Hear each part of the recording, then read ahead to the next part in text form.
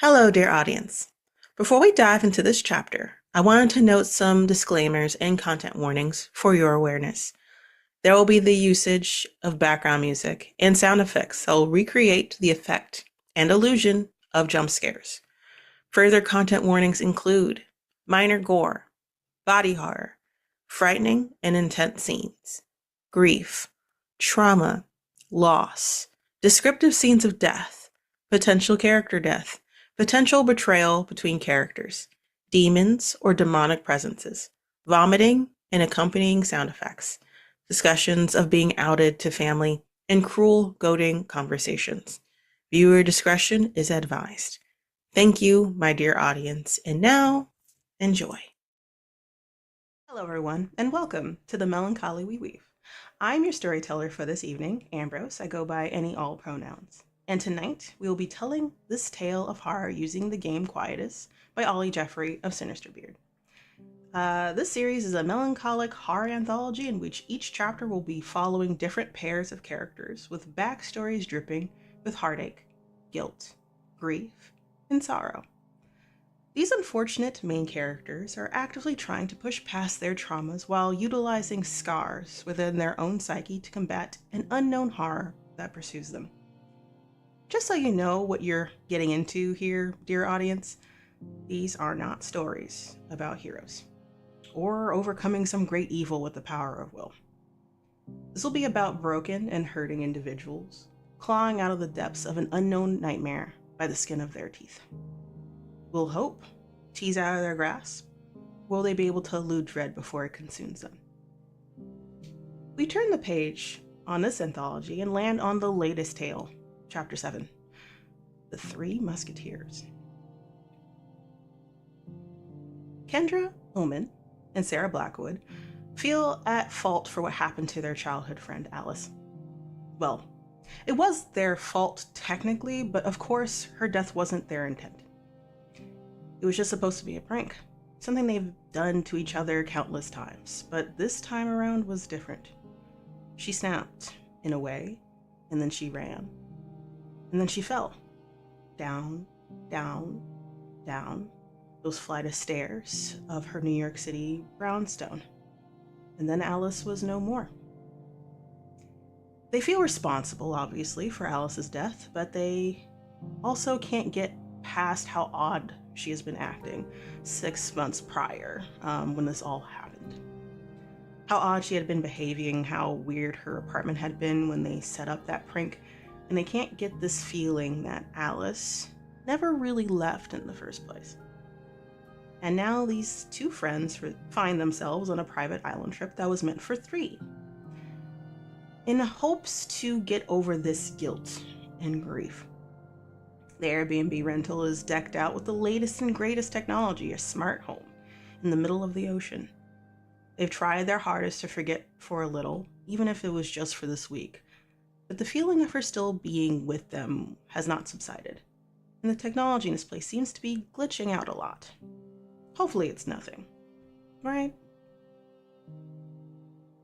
But let's not get ahead of ourselves, dear audience. Everything's probably fine. This is not like we're doing a horror anthology or anything like that.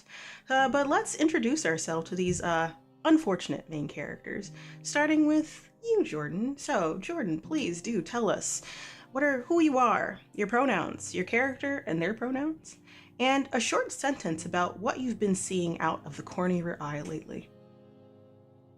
Hi everybody, I'm D&D Jordan Lee, she, her, they pronouns. Today I'll be playing Sarah Blackwood, she, her. I think that Sarah has been seeing out of the corner of her eye almost like little dots and kind of questioning whether it is perhaps her vision, as she does wear glasses every now and then, perhaps having a moment where it's not necessarily working or, being a little bit bleary-eyed. Or if there's perhaps something else that might be happening. Interesting. Well, it's probably nothing to worry about terribly much. It could No, be no, you no, need to no. drink some water because we all forget to do that sometimes. Or, get a new prescription. Who's to say? But hey, Lamia, same thing. Introduce who you are, your pronouns, your character and their pronouns, in a short sentence about what you've been seeing in mirrors lately. I'm Lamia. My pronouns are they, them, and I'm playing Kendra Omen, whose pronouns are also they, them. And I feel like when I look in the mirror, I've been seeing an extra pair of eyes, but then I blink and it's back to mine. But I have one brown and one green, and those eyes are both the same color. And what color are they?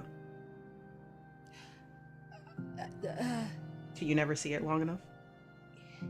it's, yeah, always a little different. Brown, maybe blue, maybe blue, I think. Brown, maybe? Hmm. Okay. It's probably nothing to worry about.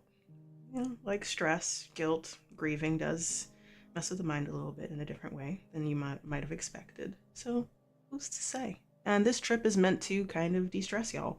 So hopefully you can get that. And now, without further ado, let us continue.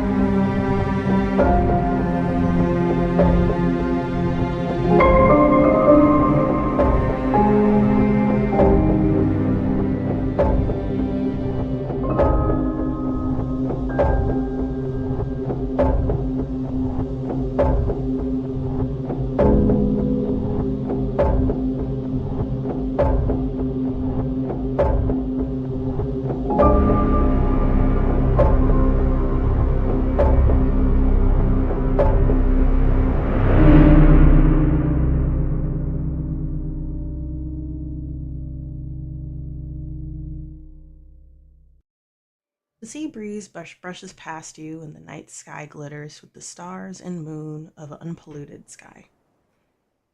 You can even make out the stardust and nebulous matter there, away from city lights and car smog of the New York City skyline. The waves lightly crash against the sandy shores that surround you on this private island you have booked 6 months prior. Outside of the villa style home of your Airbnb, you sit in the backyard area, which has an outdoor in ground pool. The whole area is elevated here so that you can get a good glimpse out of at the beach in the Blackwater, about half a mile out. So it's a bit of a nice walk whenever you want to go there. This place really feels like a slice of paradise cut out and placed in the middle of the ocean just for you. Both of you, Kendra and Sarah, are outside, sitting on pool chairs directly next to each other. A side table between you both. You have a drink for each there that you probably made yourselves or made for each other. Soft music is playing out of the speakers that are embedded into the outside of the house, as well as inside, so Bluetooth enabled surround sound music effect, which is perfect because you always use the same playlist, which is 90s and early 2000s pop that you both, well, three of you used to make together and add music to, but it's still living strong. Kendra, what song is playing that makes you start bobbing your head where you're sitting?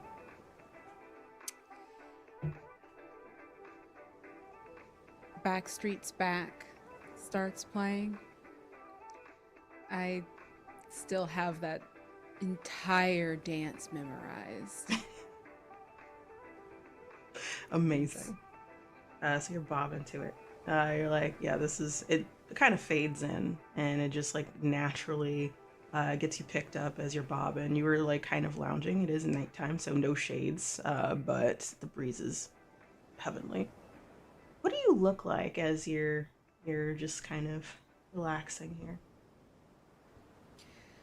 I'm laying out, feet up, no shoes, no sandals. They're not needed, and it's not often that I get to go barefoot. I have heterochromia, so one eye is brown and one eye is green, and I have a very cute tankini that I'm wearing while we're, you know, on our own and everything. I never quite got comfortable with my size in a bikini. It felt weird. Why would I wear string if I could just go naked? So if I wanted clothes, I tend to wear a tankini, and I have one on that's got kind of multicolored galaxy stars on it that I really like and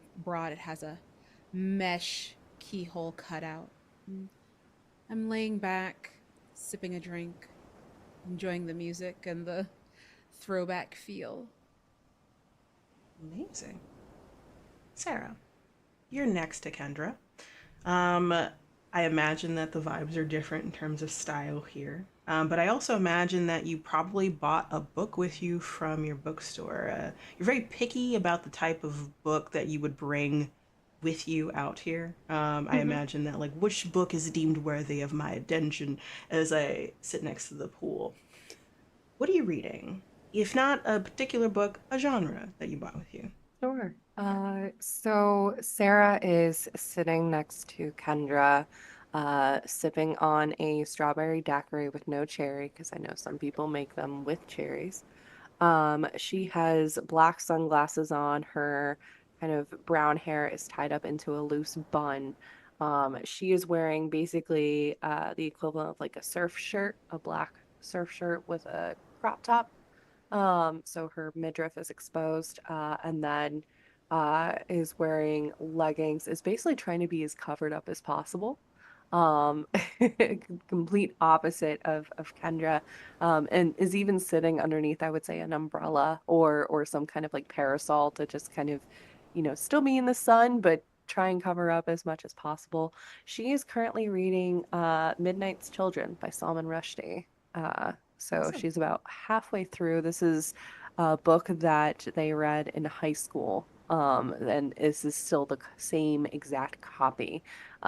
It's like fringed on the sides. You can see clearly, like she has the spine of the book is utterly not wrecked, but it's definitely had its use for sure. So she is currently reading that. Cool. So kind of, I wouldn't say your nose buried in, but like you're involved. Like you're Hmm. you're you're taking it in, and maybe perhaps you're also bobbing your head to the throwback music that's happening, like Backstreet's Back. Amazing. Uh, and for a moment, let's say you're halfway through the song, um, it skips, which it shouldn't be doing that. Yeah, like skipping isn't really a thing, but it kind of frazzles out a little bit, and then you're left with silence for a minute. And yes, the breeze is gorgeous, and the moon, the stars are amazing. You can hear the tides out there being pulled by the moon, but that unsettling feeling that you've had, like from even before you got here and here, um, you realize that there isn't really no sound effects of wildlife in any capacity. Like, no, like, granted, you wouldn't hear birds, but maybe you'll hear aquatic life of some sort stirring the water or anything like that. But you kind of reminded back again from the this morning and afternoon that, like, yeah, it's kind of dead quiet otherwise outside of y'all and then maybe birds ever so often. But it could be just how the island is set up. Who knows? But the music stopped. No one pressed pause. Maybe it's like a disconnect from Bluetooth or something technology related. What do y'all do? I wonder if I got a work message and it stopped it. Where did I put my phone? I I get up and I start looking for my phone. Did you bring it outside with you? Do you think? I don't think I did. I think we've been out here for a while, actually, which, Sarah's umbrella is still up even though it's night. And I think we've been sitting out here, and I think maybe on the counter, the, the bar, maybe. That does make Uh, sense. You did last thing you did before you got out here. You made drinks, and maybe you just forgot to bring it, and maybe that's how relaxed you are. You didn't even need to look at your phone.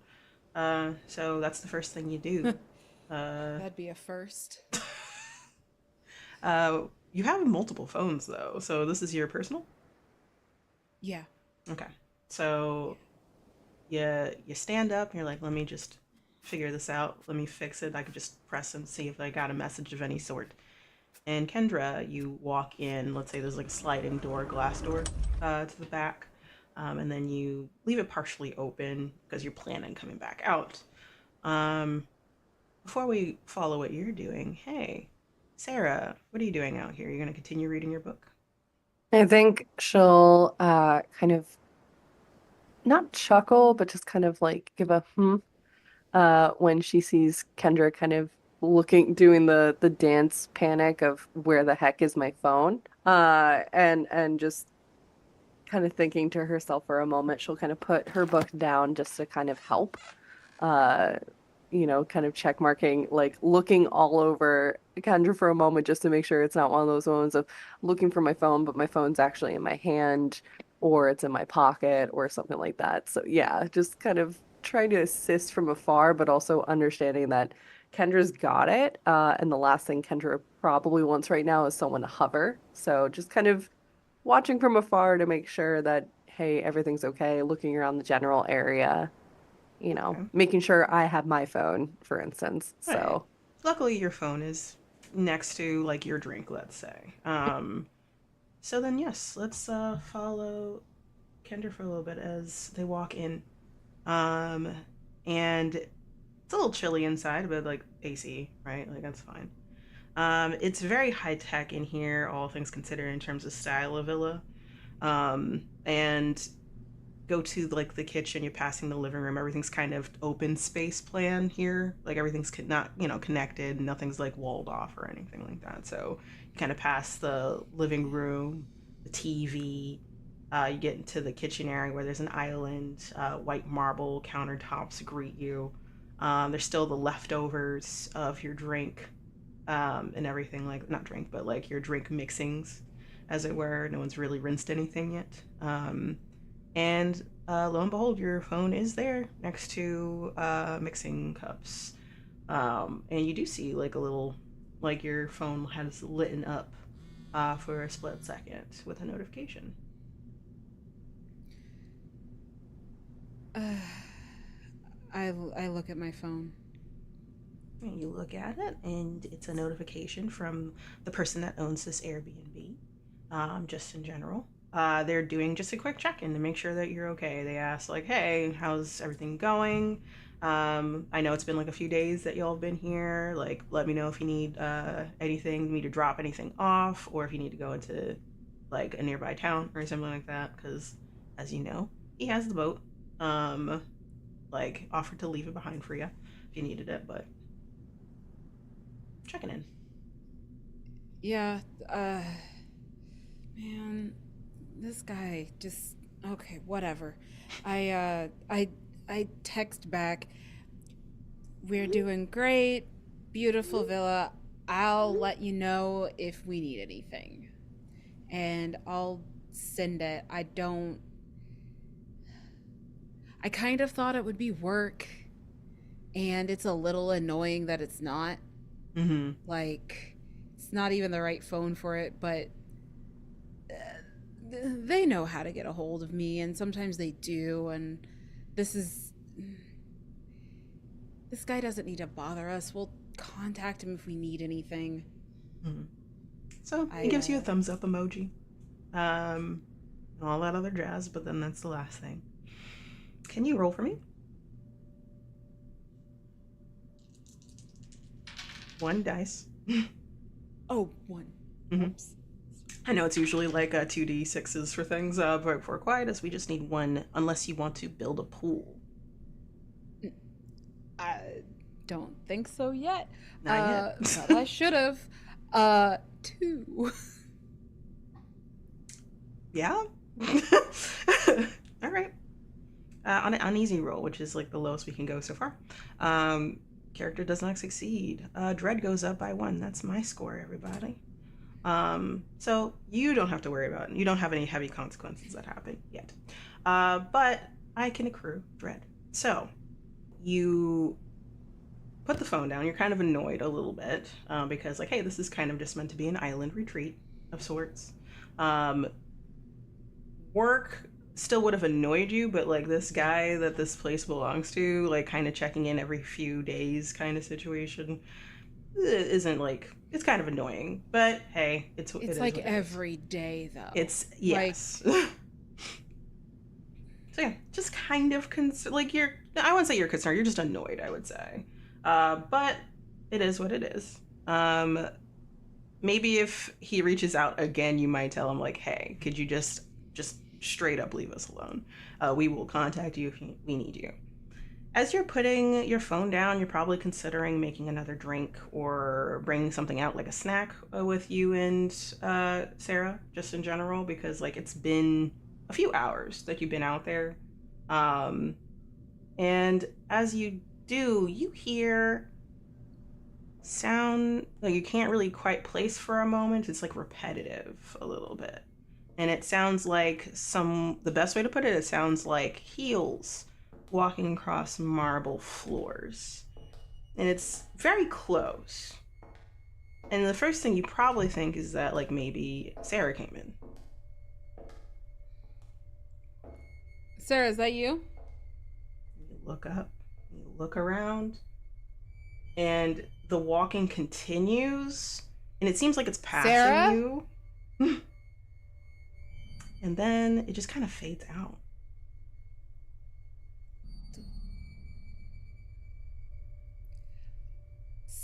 Sarah?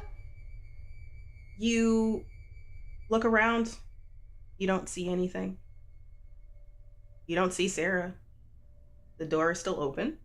Like it might have been like, hey, like if she came in, it might have been opened a little wider, perhaps. You don't notice anything. Sarah,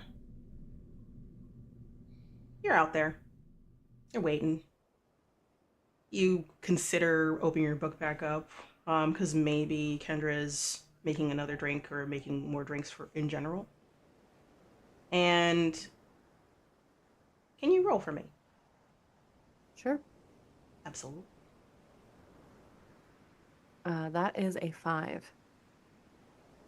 That is better. That is a mech success. A character achieves a lesser version of their goal, or they can try again. You don't have to do anything, I promise. No pushing needed right now. You pick the book back up, and you flip through. You say you're halfway done, correct? Probably have a bookmark of some sort. And as you open it, the letters on your book are bloody red. If anything, they're starting to run as soon as you open it from the outer edges and into the center of the spine. As soon as you open them. And it's kind of jarring to see, to be honest, the first thing that you see opening this book. What do you do? So I think for a moment, she kind of drops the book. Like, I'll drop the book. And then pick it up and check the cover, because the cover of the book is actually red. So she's checking to see if like it's bleeding through, maybe, since this is, we're also in the tropics, so maybe some moisture has gotten onto the pages, so things are bleeding. So she'll quickly kind of check that, and then like literally like these pages have been written on. They have notes from when they were in high school for English class and stuff like that. So I think she's just double checking that it's okay. And then she'll just I'll rub my eyes. And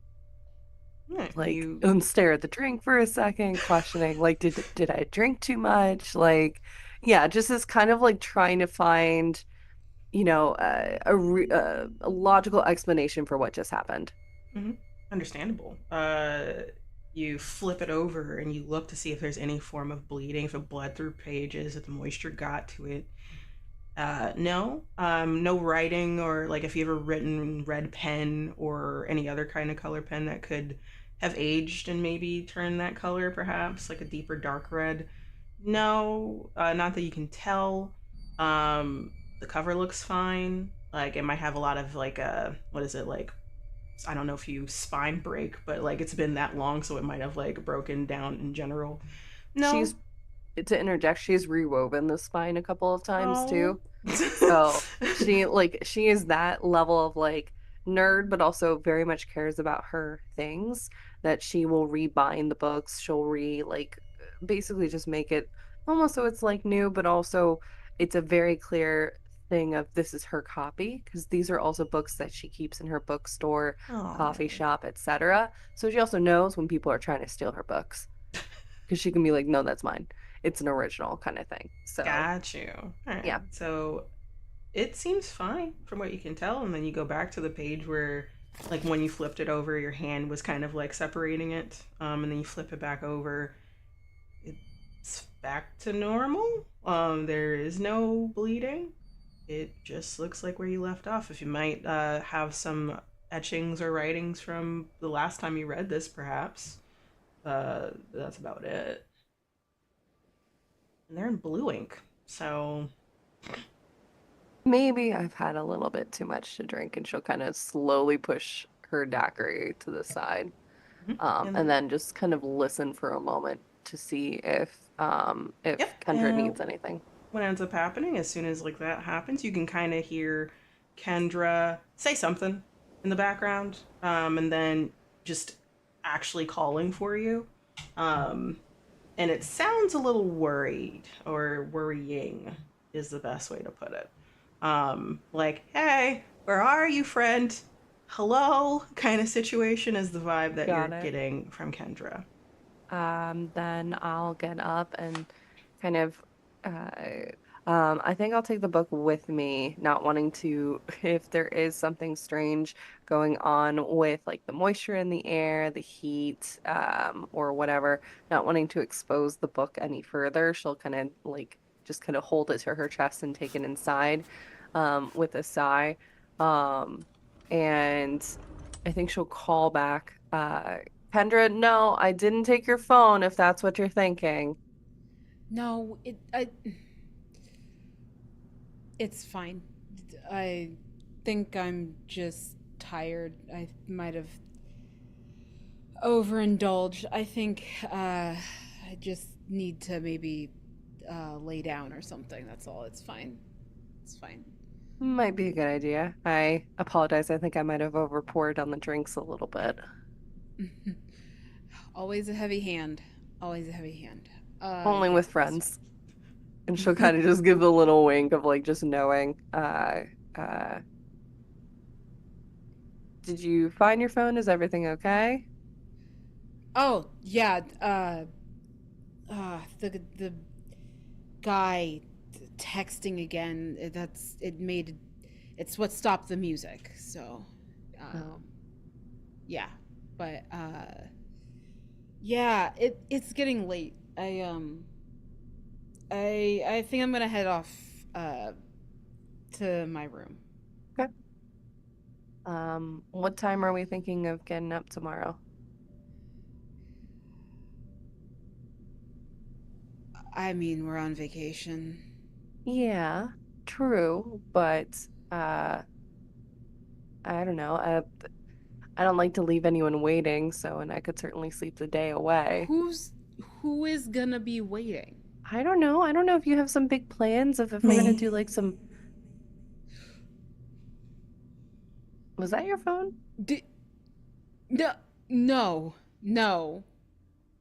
My phone sounds like a ringer or a buzz or a chime. Yeah, no, definitely time for bed. Okay. Definitely time for bed. This is like what happens when I am having to pull all nighters for a big deal. There is, we are here alone. There is no one to put to let down. There is no one to we're not doing anything. The point of this trip is to not do anything, right? It's the whole reason my work phone is in my room.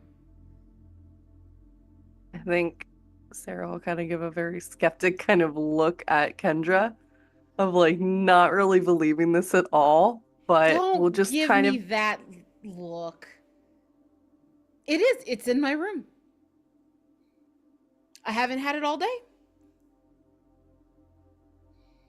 I think you would see that she kind of Sarah will cock her head. It's not that she doesn't believe you about the phone. It's the whole like believing that we're here to do nothing and that nothing else is going on here right now. I think that's the kind of like the inquisitive kind of look that you see kind of flitter across Sarah's face, because especially with like the amount of money that was paid that she has assisted with at least. I think the thought crosses her mind of, well, we could have done nothing and been at home or something like that for far cheaper. So, like, if we're here, yes, we're on vacation, but she's very used to going on vacation and like someone's got a plan for each day of like today, the only thing we're gonna do is we're gonna go dolphin touring or something like that, or scuba diving or whatever it may be. So I think that's to kind of give you some insight of where she's coming from with that. That's where her head is at of like, okay, well, if we're doing nothing, okay, then we're doing nothing. But yeah, I guess sleep sounds good. I mean, there's an entire binder over there of things to do. If there's something you want to do, like we can. It's it's it's weird. I don't know. Like this. What if we decided in the morning? Okay, I'm fine with that. Like it's a nice house. It's a nice island. Like we have the entire place to ourselves. Like that's the whole point, is to be able to do whatever we want, including not worry about shit. Okay. So you both decide to turn in for the night. There's 3 or 4 bedrooms in this place on the second floor. Um, it can hold up to 5, is what the advertisement was on the Airbnb. So a lot of space to do things. Um, so y'all, I'm not sure if y'all would have rooms next to each other, if y'all would space out a little bit. Like, how would you? What would y'all have done? Space out, so like, not that this place has necessarily a wing, but a corner. Mm-hmm. Just wanting, even though yes, we've been friends for a long time, just wanting to have that additional space and taking advantage of that. You know, we definitely have, I think, the ability to explore, but I don't know, maybe like it's. Let me ask, Kendra, would you see yourself going to more of the sunny side of the house or more of the shaded side of the house? I truly would not care about that because we're here all day, so it's going to be sunny or shady at some point. I take the master bedroom. I Yes, was you gonna do. ask, like, hey, did you want to take the space that has the biggest amount and it has its own bathroom, maybe like its own tub, that's like big enough for like 2 or 3 people in it, kind of situation, so you can have one of the best Yes. baths you can think of, like get like bath salts and all other jazz. And there's 2 other rooms that are big but not masters, and then there's two that's like like multiple people can sleep in it kind of situation. So like there's 2 twin beds or 2 queens.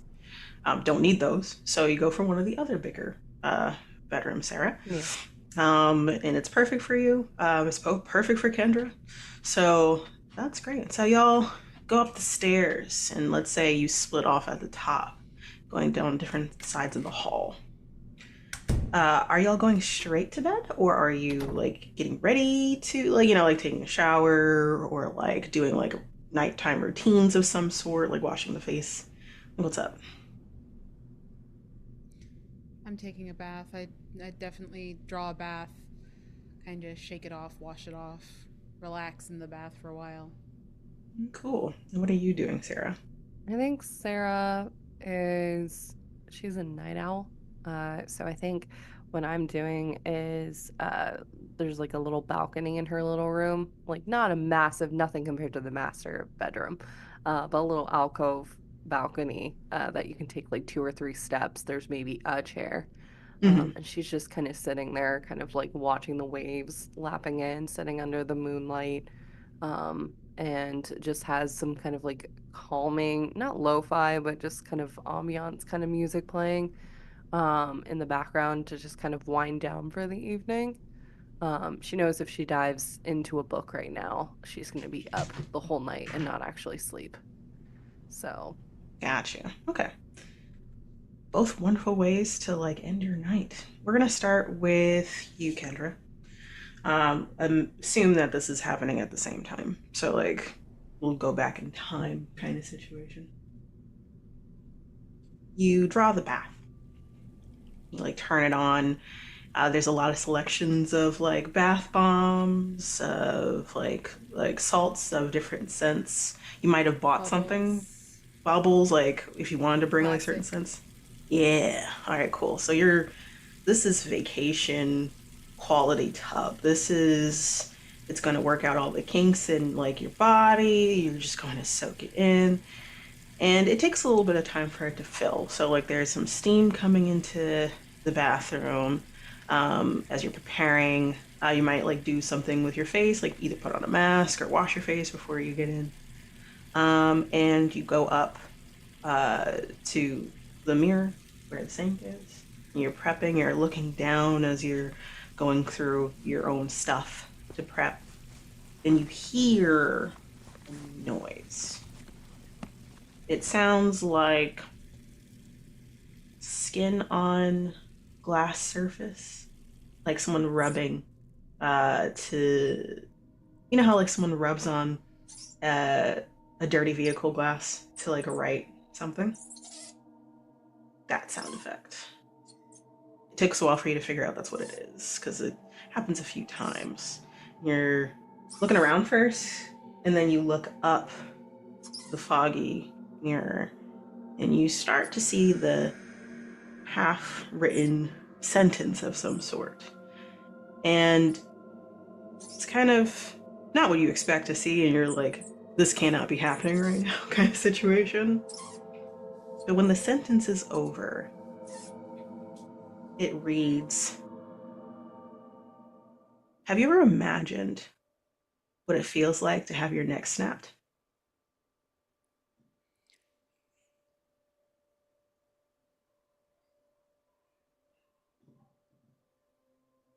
I Roll for me, please.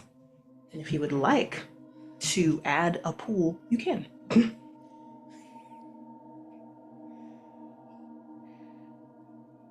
uh, I don't have it. Yeah, I don't have anything quite No? to Okay. add to this, so I So think then we're you gonna. roll one dice for me. Question is, do you feel like you're uneasy or you feel intense right now? Hmm. Do you feel like you would be tense in this moment or are you still uneasy? Is this worrying to you? I right now, for me, this is. I'm annoyed. Like this does this does not make sense. Mm. And right now I don't have any proof, I don't have any evidence. Like I am very logical, I am very rational, I'm a lawyer. Like where's the evidence? What is going on? Like is the system going haywire? We maybe watched some scary movies the other night. Like what is happening? And so I think I'm definitely feeling uneasy, but I'm right now I'm still just like this is bullshit. Yeah, so I'm then supposed to be on vacation. so still roll it uneasy then. So you're fine. So like roll one dice for me. Okay. 5. Good. All right. A character achieves a lesser version of their goal. You're fine. So you see this and you kind of tilt your head like, what is this? And you're wondering, this is a smart house, and you're wondering if like there's like some kind of programming that can be done with the mirrors or something like that, because it's pretty high tech in here. But you've never heard of that even before getting to this place, so you're not entirely sure. And you're trying to see if there's like any controls to do so off to the side where the light is. Yeah. And you don't see anything. But as you reach over and you're trying to look at the controls to see if there's anything like that that can be done, there is a button to like evacuate the steam in the room.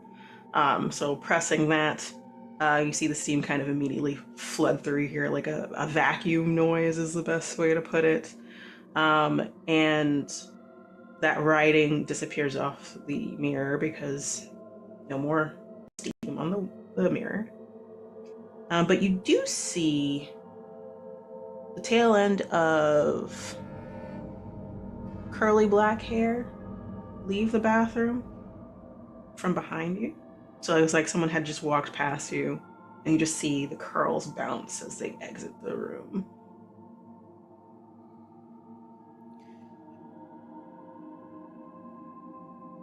Who?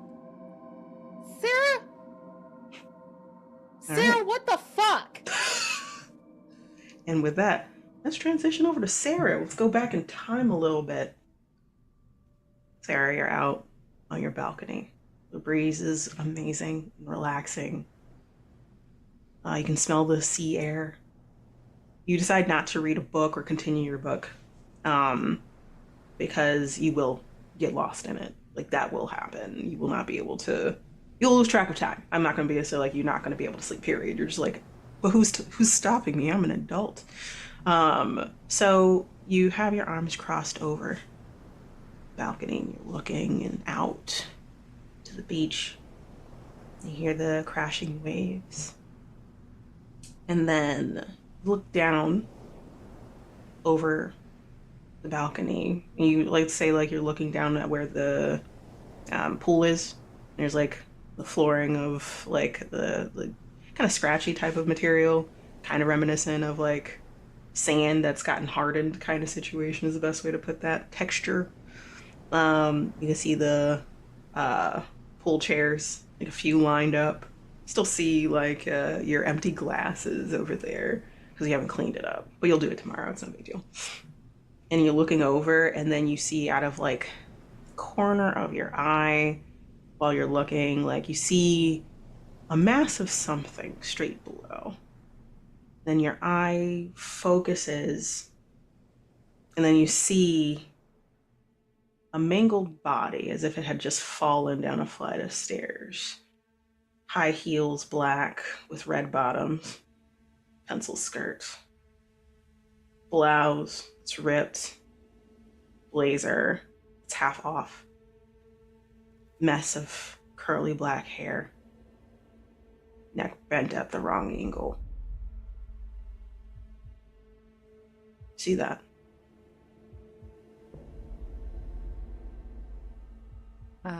I think she, again, I'll rub my eyes and see if it's still there after I blink a couple times. No.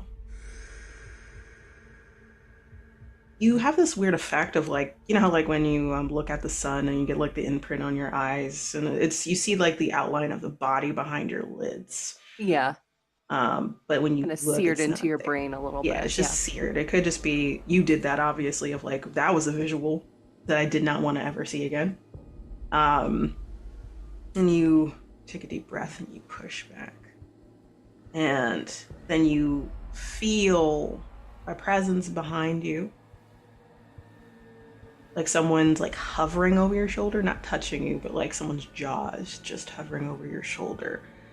You hear a very familiar voice say, "Wonder if the same thing will happen from this height." What do you do? I think Sarah, in that moment, not even a sound. Like she doesn't yell, she doesn't yelp, she doesn't call for help, she doesn't call for Kendra. I think what she'll do is kind of cock her head to the side to see if she can see anybody. can I tell like a general, you said over the shoulder. Can I tell Yeah, which so like if shoulder? your right shoulder is to like one of the edges of the Yeah. balcony, like it's your left shoulder, Okay. someone's So standing. she'll kind of look to the left a little bit and kind of side eye to see if maybe she can see if anything is behind her, or maybe it's just the rustling of the curtains or what. But I think I'll also have like a tight grip on the like banister or the railing of the Yeah. balcony. Hmm. Because, yeah, that's Are you terrifying. feeling uneasy or tense? I think a little bit of both. It's almost like deer in the headlights, All right. where So, both fight and flight is kind of happening at once hmm. and brain kind of overload. Does that make more sense? Where you can see I'm gripping onto that railing, but you can also see at this time, like my knees are kind of bent at the ready to like run. Yeah. Not that there's really any direction, E. That but might be yeah. a tense roll then. So we Okay. have uneasy, tense, and desperate. You're either on the tail end of uneasy, or you're Sure. starting to get really tense. I'm gonna say tense because you feel like if you see somebody there, you will run. Like that is your concern here. You're like, I am getting ready to bolt if I have to. So Fight or roll a flight. Yeah. yeah, so roll a dice. Okay. Um if you want to push yourself, you can. Or if you want to work in an element of a scar, you can. I think there is what so I will do the scar if I can. Yeah. I think this having worked in a bookshop, coffee shop, it's not uncommon for people to just come on up behind you when you are working. Whether you're putting books away or you're dropping off orders at a table, there's always somebody moving around asking for help, etc. So I think in this instance, Sarah, I have balancing on one hand just a tray of coffee drinks, an assortment of them, and then in her left hand, she's got almost like a little basket of books that she needs to put away. And someone comes up from behind her left side and says something. I can't remember what they said, honestly. It doesn't matter. But it came out of nowhere and it kind of spooked a little bit.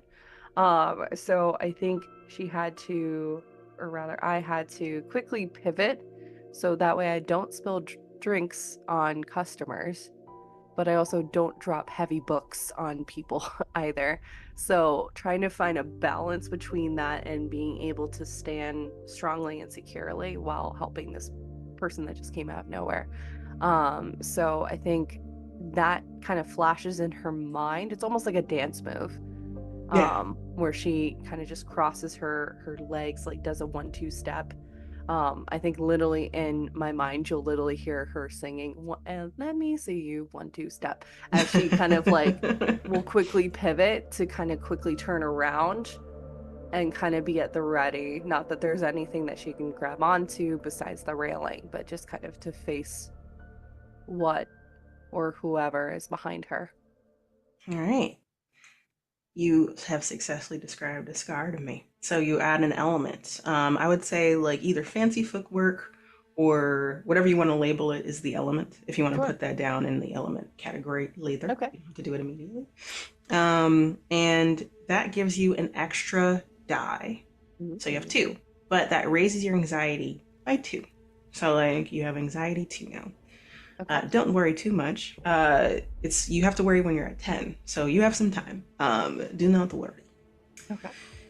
So roll 2 dice for me. All right. Okay, that's a 6. You have done well.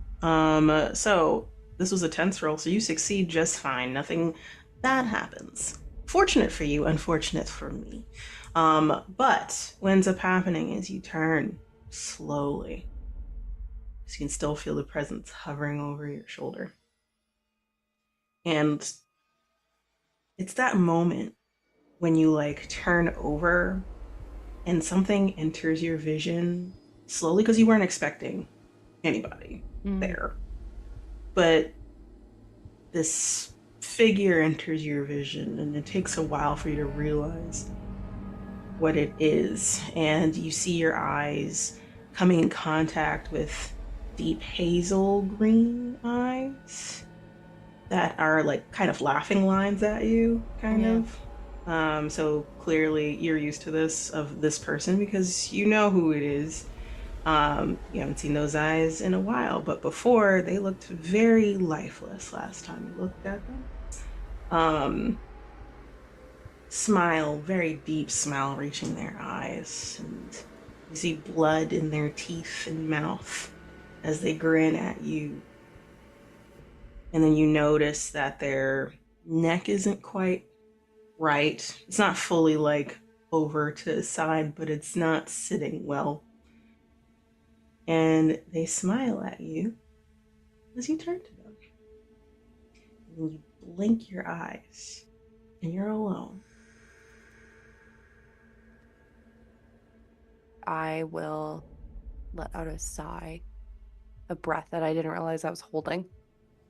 Um, and I'll reach into my, um, yes, I know I'm wearing leggings. Some leggings have pockets. She has a pocket.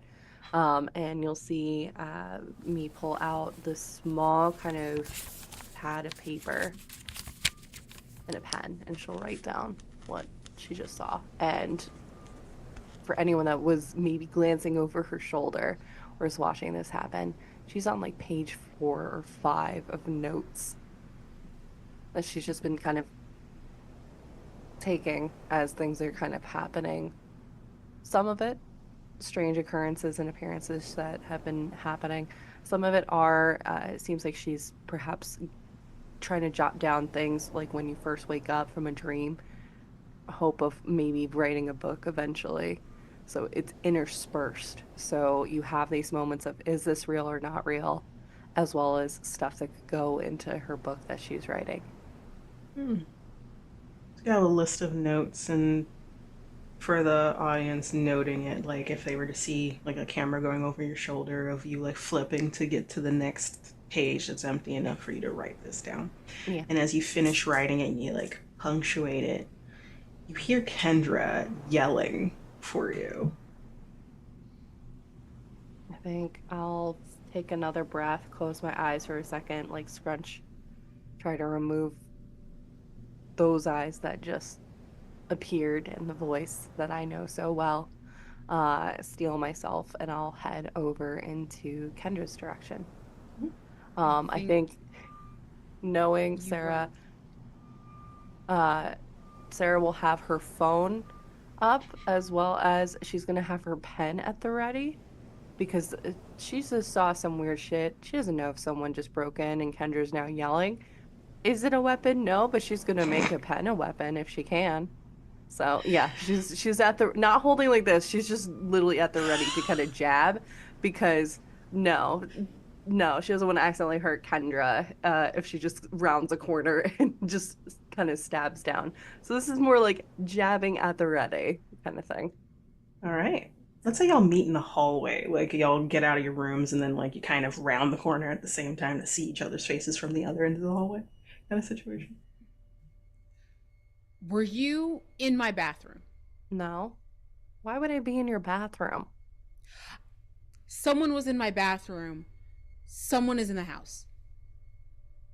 I thought you said we were the only ones here. We we are supposed to be the only ones here, but I swear somebody put some fucked up shit on my mirror and I saw them walk out of my bathroom. Someone else is in the house. Okay. Have you contacted the owner? Working on it. And Okay. I didn't want, if it was you fucking with me, I didn't want to do anything. Whatever. No, And as you said, we're on vacation to relax. Why would I?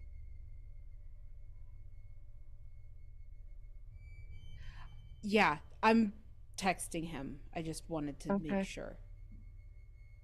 And I think Sarah will kind of look around the room, kind of just trying to see if one, yes, there is someone else in the house, or if this vision that she saw is appearing again around, if it's in the periph. She's kind of just on watch. She doesn't want to alert Kendra just yet to what she just saw. Hmm. So you're looking around the halls. I don't know if you're just like staying in the hallway or if you're like going downstairs or like are you just looking where you are? Kind of Like, what's looking up? where she's at. She doesn't want to leave. Okay. Like I don't want to leave Kendra Yeah. where she is kind of exposed. I'm sorry, where they are. Sorry. Hmm. Where they are leaving them exposed. So kind of just looking around, kind of doing peripheral proximity kind of look. Okay. So you roll that. Kendra, you're messaging the owner, right? Yeah, I Okay. send a message. I saw someone in the house. Did you send anyone over here? Okay. Both of you roll one dice. I would say this is starting to get tense right now because you're feeling like someone's in the house with you. And if Okay. you want to add things, if you want to like add a scar or accept help, you can do that. Right now I'm just texting though, right? Yeah. Okay. Sarah got one. Oh. Yeah. Mm. Hmm. I got a 3. It had Mm. to balance somehow. It had to balance somehow. Those are some sexy, sexy numbers. Thank y'all. Give me a Hmm. second. Character doesn't Considering I succeed. rolled a 6 before, it had to balance. That's So, fair. That is true. yeah. Ends of the spectrum, you know. The character does not succeed. The player chooses to suffer. You choose these, so I'll read them off. You can either choose to suffer a severe consequence, or dread goes up by 2, or they increase their despair by 1. Which is it?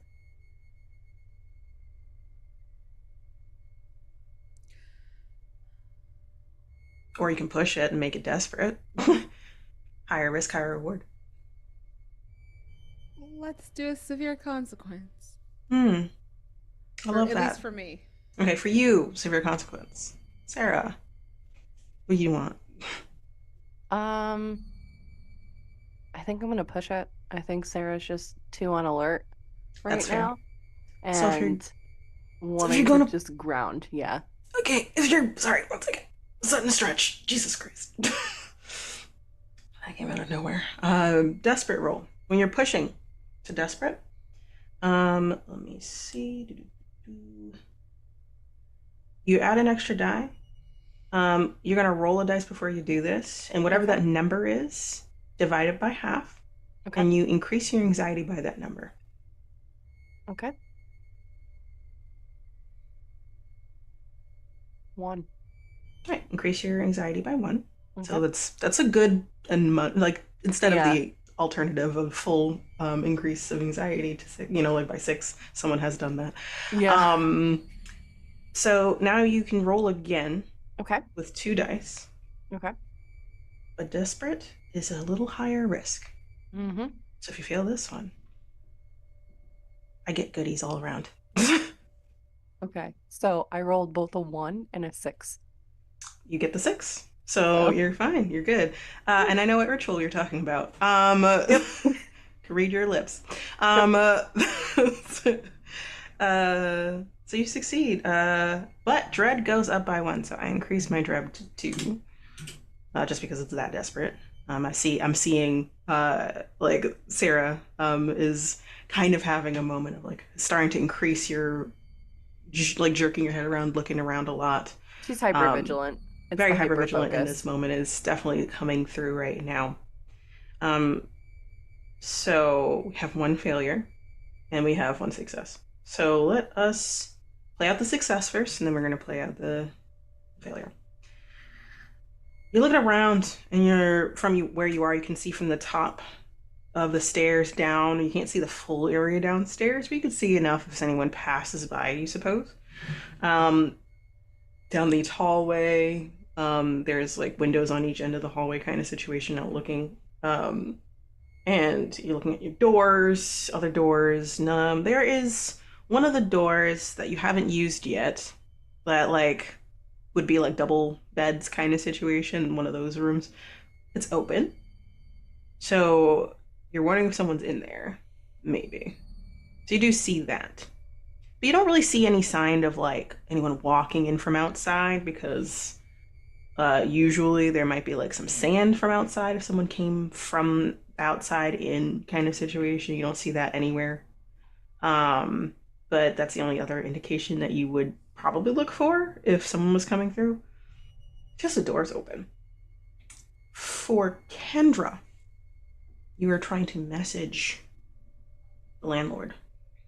You pull up the message and you send it. You try to send it. What do you type? What do you send in? Someone's here. Like I think someone's here. Is that what you? I think that's what you said, right? I saw someone in the house. Did you send someone here? If not, can you send help? Um, you send that and you send the message, but then you see it wasn't sent out. Like so, like there's a little loading situation of like message couldn't be sent in red above your message. Try again. Copy, paste, try again. Does it again. Copy, paste, try again. Does not work. Gonna try to call.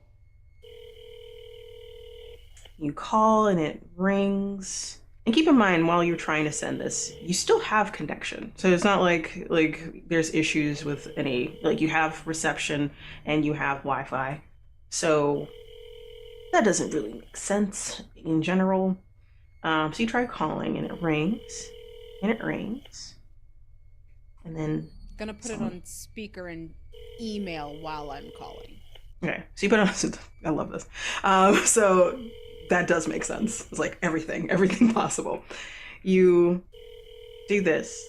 You put it on speaker, and you like do that thing where you like flap it open in front of Sarah while you're also putting up your email, and it clicks, and nothing is said. No one says anything. Hello? There's a little bit of static in the background. I think there's someone here. Did you send someone? Further static, it sounds like what you would imagine if you take a VCR and a magnet to it, and there's like a little screech with that sound, but there's also static again. Please, your phone's really bad. Just come to the house. And then you hear not a man's voice, because you know what he sounds like, kind you hear labored breaths of a very feminine voice. I dropped the phone. Immediately drop it. Halfway done with the email, you're done. And the screen goes blank, like black to black, kind of like it did like that, like not factory reset, but like a shutdown kind of situation, which yeah, at full. You didn't charge it. It's nighttime, but it wasn't 0% either. It wasn't anywhere near zero. Let's say 40 or 50%. And phones turn off. Phones turn off. It happens. We're in the middle of nowhere. These things happen. So yeah, this happened. The phone fell. You're not feeling great right now. And there's a room that has a door open right now.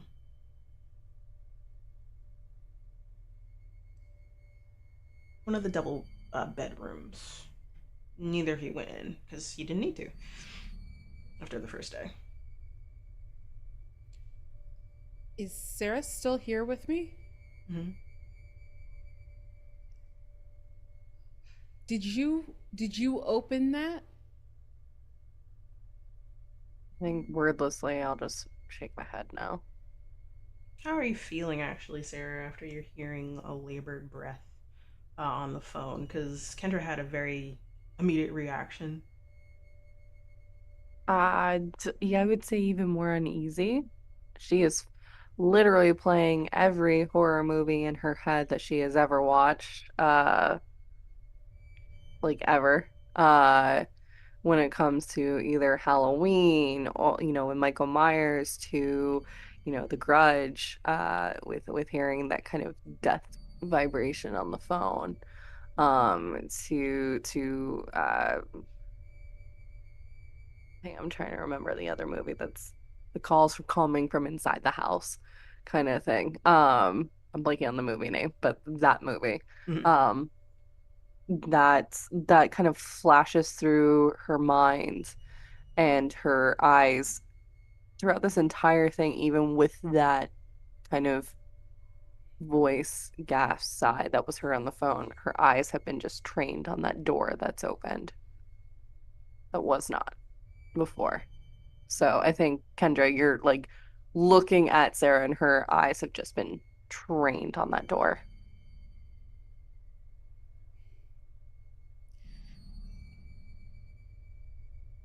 How far are the stairs from us? I would say like you met right in the middle, so like the stairs are right in front of you. Essentially, if you like turn, you can just walk down if you want to. Yeah, I'm gonna downstairs. Let's go downstairs. And uh I'm gonna start heading downstairs. I'm not playing this game. No, Sarah's on the way So too. I'm gonna pick up the phone. I'm gonna pick up the phone off the floor and I'm gonna head away from the door. I'm not touching it. I'm not alerting anyone that we've noticed someone's here, getting away from wherever they are, which seems to be this room. That's a wise decision.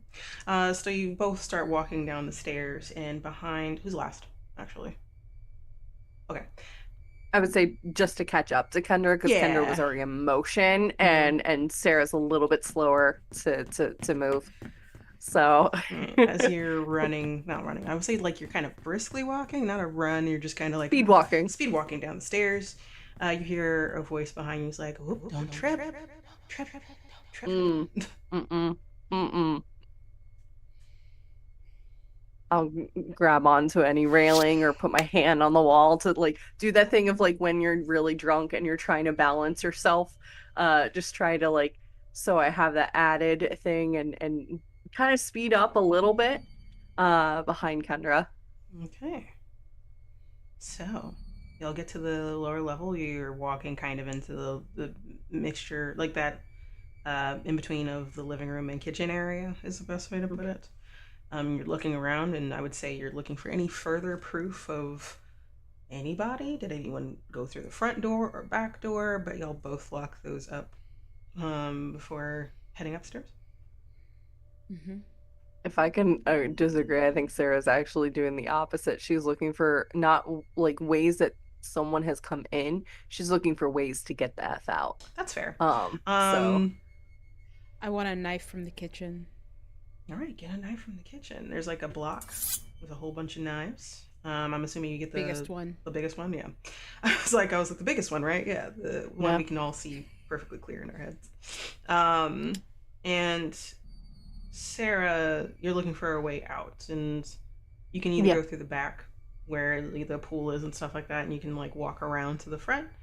Um, there, if I remember correctly, there's like a rowboat that you can not a rowboat, like a what is it like a It's a little schooner boat. yeah, like it's like one of those like little boats that like you can Tender. motorize a That's what little. they're called, tender. Thank you. You can motorize it out. It's big enough for three people, kind of situation. You know that if anything else fails and you can't communicate with like the person that owns the place, you can always take this to where they're staying, which is like the mainland kind of situation. Um, but it's dark out, so you might need some help with visuals. Phone light might not be enough, but it's something, and you both have your phones. Uh, so that's one way. You can do the front. You could do the back entrance. The front is the most direct path. It's a little bit of a walk to get to that area. So let's say like a 5-10 minute walk. to get to the pier where this is tied up. So that's the way you get it off the island. I think, yeah, that's gonna be the most logical way then. Mm-hmm. So you have a knife, Kendra. Y'all have a plan Yes. on leaving? Do you both kind of like look at each other in the eyes and be like, we out, like we can't do this? Yep. All right, so you go, you look around, you just leave everything else until you can figure it out kind of situation. All we need is our phones and a way to defend ourselves. You get to the front door, and as you reach for it, you hear like a mechanism lock, double lock the door.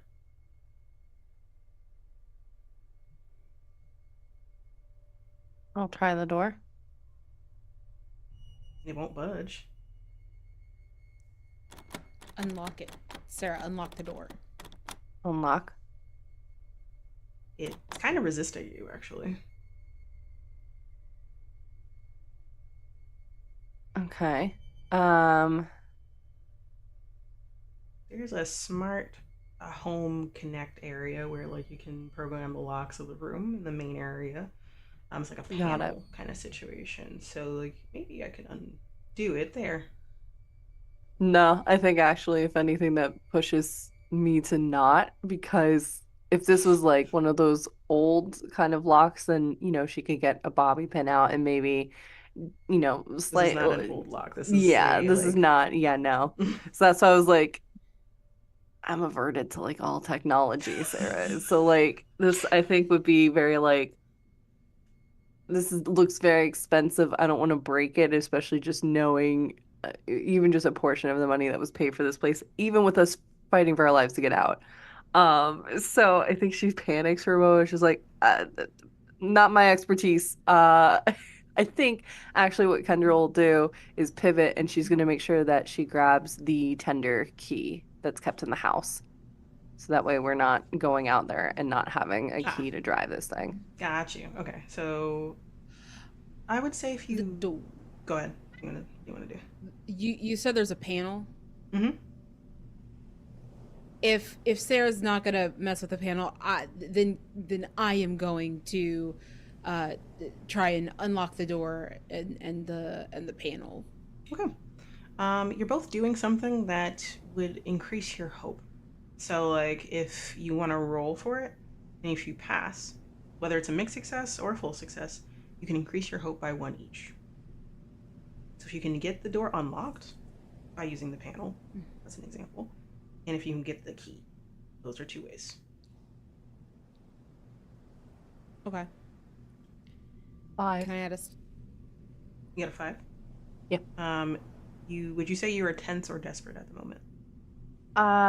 Tense. Okay, so that's a mixed success. What about you, Kendra?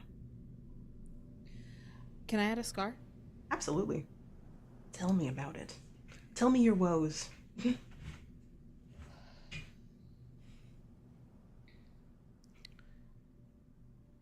Part of working at a big law firm is parties, happy hours, galas, events of all kinds.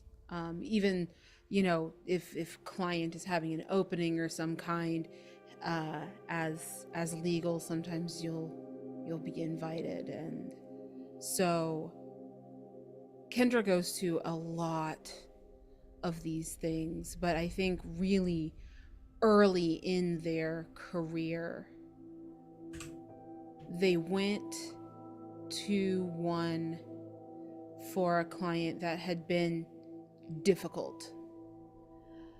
They were demanding, emailing at all hours of the day and night, constant demanding meetings where it could have been an email, and in the meetings they'd get close, they'd want a hug, they'd whatever, but this was a massive account early in their career, and so they dealt with it the best they could, and at the end there was a party, And Kendra went, of course, doing what you do, showing face, deepening the connection for the firm. And the contact for this client, I think, tried to lock Kendra in a room.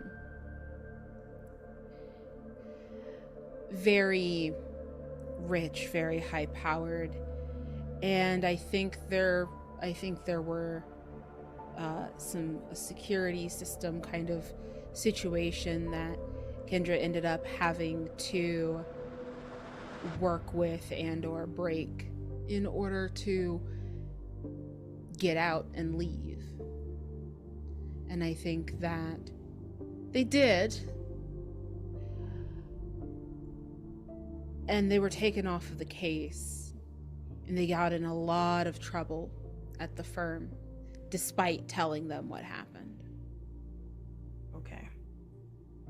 Gonna question, lock you in a room with them or lock you in by yourself?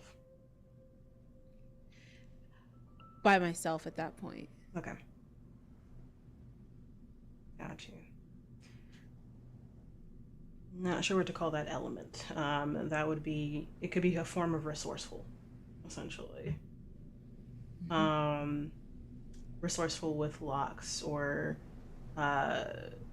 you would do anything to be free in a situation, kind of situation. So whatever that element is, note that in the element section. Mm-hmm. Whenever Freedom hack? Freedom hack, there we go. I like that.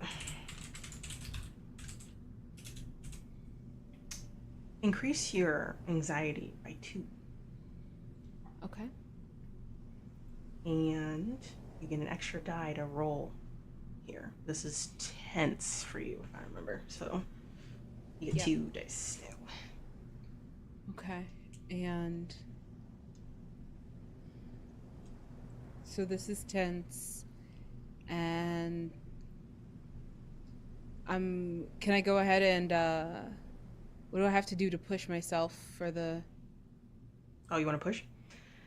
Can I do that? I mean, this feels really important. This does feel open. important. It is important. Let's see. If you're gonna push it 2, roll a dice. Whatever the number is divided by 2. 2. So 1. Yeah. So increase your anxiety by 1. Okay. And now you can roll with an extra die, but it's now desperate. So you're high risk, high reward again here. Yep. All right, but I have 3 die now, right? Mm-hmm. Okay. Oh god, there goes 1. Any 6s? Where'd it go? Hold on. I lost 1. 5. Got a 5. I got a 4, a 2, a 2, and a 5. All right. So 5. Mixed success. You succeed, but dread goes up by 2. Thank you. Okay. Player chooses to suffer a severe consequence or raise their despair by 1.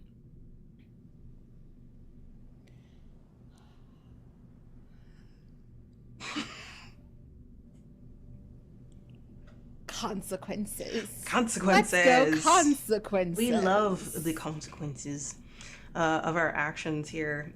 So you do succeed though, so that's good. So you kind of rush over to the panel.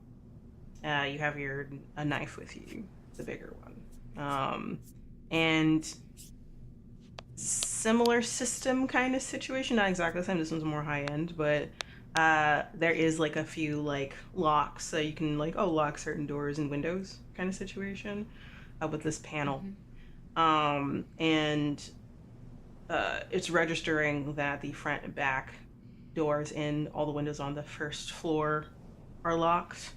But you note that the front door is like a certain type of lock, like it's one of those locks you do if you're leaving the house kind of situation, so that no one can like bust the door open, or like, what is it, like a lock picket is the best way to put it. Super secure. Yeah. And you're trying to figure out how to deprogram it to just be either a normal lock so that you can just manually unlock it, or just full on unlock. And you're able to do that. But as you're doing that, you hear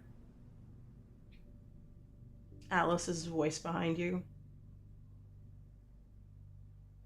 Because you know it's her. You know it's her voice. Like, there's no way around this at this point. Breathe out. That same voice, that struggling breathing that you were hearing on the phone is heard next to your ear as you're shaking to get this unlocked. And it's not helping. You almost don't, because this is distracting and it's bringing back memories for you. You remember how frightened Alice looked. You did a prank, very much like the Ghostface killers in her apartment kind of situation, because friendiversary. And she didn't even register y'all as the potential if it was you two. She just ran. And she ran like she was running for her life. And she twisted her ankle while she had her heels on, full power twist of her ankle, and fell. And you just heard several sickening crunches. She fell and fell and fell, and it just wouldn't stop until it did. And Kendra, you were the one who went down first, because Sarah couldn't quite believe this was happening. Like this can't be real, Sarah. But you are very much, I need to see it for myself to make sure it was.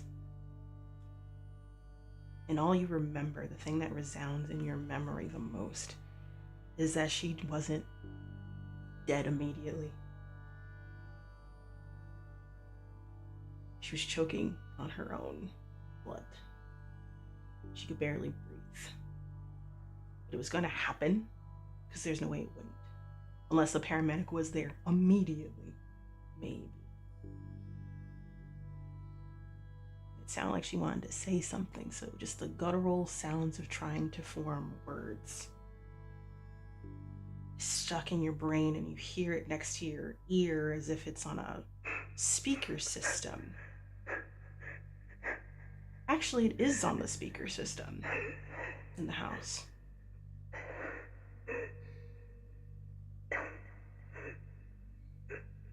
And as it fades out, as if someone had it on a fader, you finish the unlock, but you are shaking.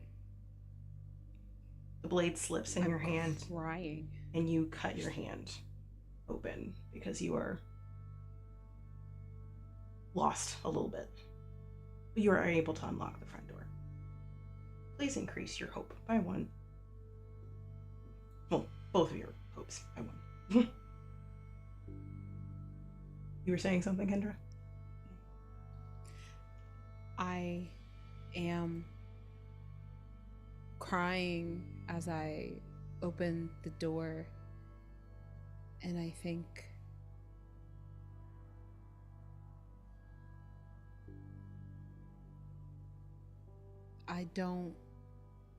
I stumble out,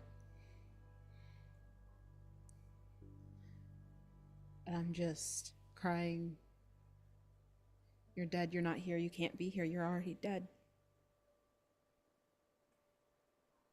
You hear on the speaker system. Very staticky. It's still her voice. Dead but not gone. And then the music shifts as music comes in and replaces her voice, and you hear Toxic by Britney Spears coming from your phone. Sarah, you were looking for the key, and you got a what? You got a 5 or 6? I'm just trying to remember. I got a 5. You got a 5, okay. And this was tense? To make sure, yes, tense to make sure that I grab the tender key. Because it's oftentimes in most places not left in the boathouse or whatever docks it may be. It's usually attached to some kind of car key, house key, whatever it might be, but it'd be in the house. So want to make sure that we actually have the key to drive this tender off of this island versus us getting there and then, oh no, we can't do anything. So Oh man, what a way to be! What a place to be! And so you're able to get that. Dread went up by 2 already. I believe. Nope, that was something else. mm-hmm. Nothing really bad happens. It's a lesser version. You're able to find the key. You find not just one, but you find several, kind of bound together. This could be for anything, but you know that this is for one of these is the key for what you need. But you're gonna need to try a couple of times before you actually leave. But you hear the same sounds. Actually, you don't. You don't hear the same exact thing. You hear something different though. You hear same time that Kendra is hearing that struggle to breathe and talk.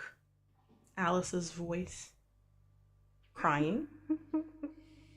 Why? What? Pleading with you. How could you? You hear her kind of the closest to heartbroken that you can possibly muster, or that she could muster in the moment, while still considering you a friend, is the best way to put it. Were you even thinking? And she's upset with you. And your brain immediately goes to a memory where this argument was happening. And Alice had a dream job she really wanted. It was her first job out of college. She prepped and she got dressed, found the right outfits, did all the research about this company, and put you down as a reference. And would have put Kendra down as a reference, but felt like didn't want to, one, bother Kendra, and then two, like, I gotta do this on my own. Kendra always helps me with everything kind of situation. And let me use one of my other friends. And Sarah, during the time when this happened, you were very distracted with what you were doing. Probably, like, I don't know if you had your bookstore at the time, but it might have been a very busy day that day, or whatever it might be. And you weren't remembering that this was going to happen, that you put down as a reference, and that you might get a call that day. So this person calls you, and they are very, very candid. So it doesn't remind you of a professional setting. And it kind of sounds like a friend of Alice's more than anything. And you kind of lightly joke about Alice and how Alice can be. And not realizing that that was one of the recruiters for marketing, and it was taken in the wrong way. And Alice found out that that's what happened, came to you and cried and screamed at you and pointed at you and called you several names: unreliable, ditzy, not paying attention to other people and what they need in your own world. You cost me my dream job. How dare you? You'd never seen Alice that mad before. And that argument is in the speaker headphones. Oh, speaker of the whole house. And it might have been one of the times when you realize that, like, who is Alice really? Even if, like, yes, I did mess up. That was a big mess up. I should have known better. But she wrung you out. And didn't talk to you for several months. Not until she got a new job. Or a different job. She never got her dream job. That was always in the back of her head, probably, and probably yours. It is another addition of your heavy guilt that you feel, on top of the obvious situation, the big elephant in the room that you do not want to talk about.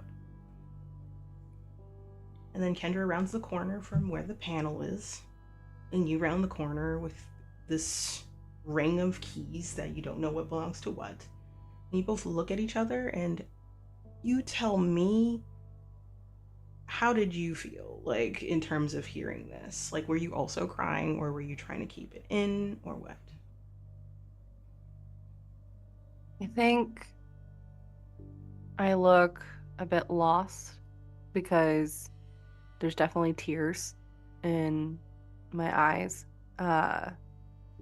If I can interject and take it back a second, I think with the flashbacks of the call and the reference and costing Alice her dream job, there are interspersed like sharp cuts between that and then the incident that cost Alice her life.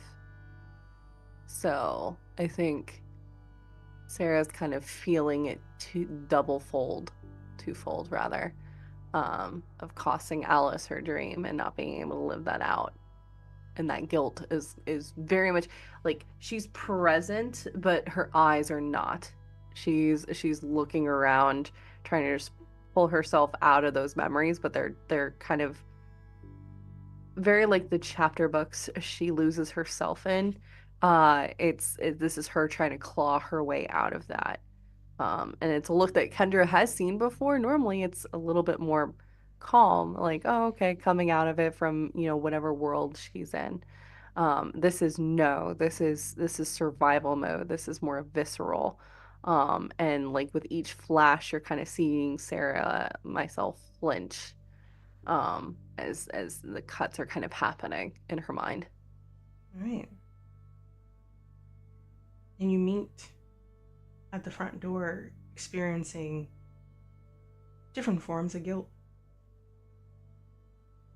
torment in a way, but the front door is open, or you can open it, like it's unlocked.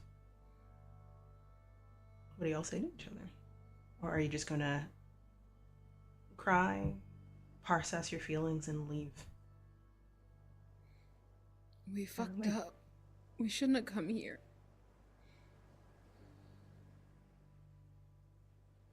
I think Sarah doesn't answer, just kind of nods.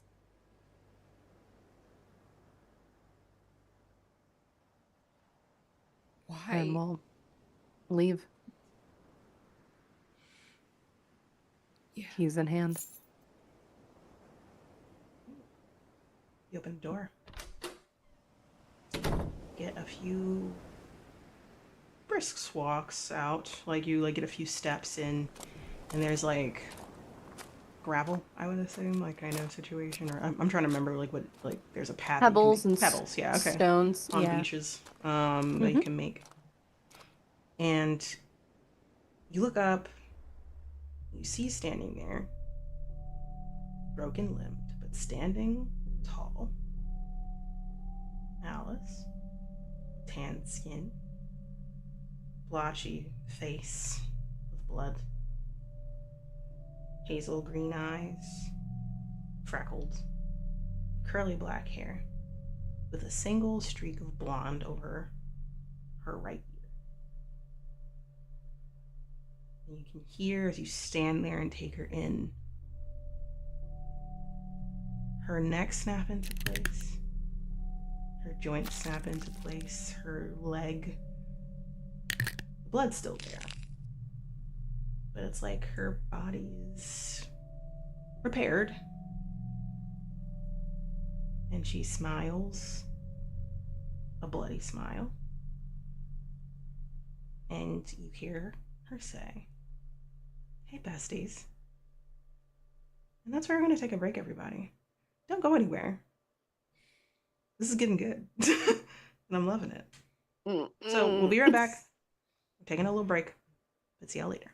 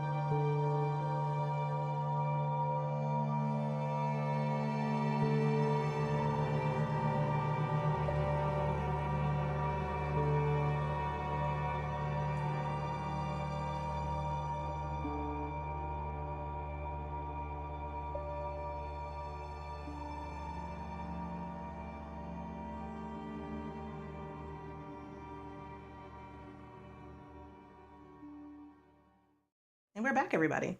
Thank you so much for taking a moment. Things are getting really intense at the moment. We have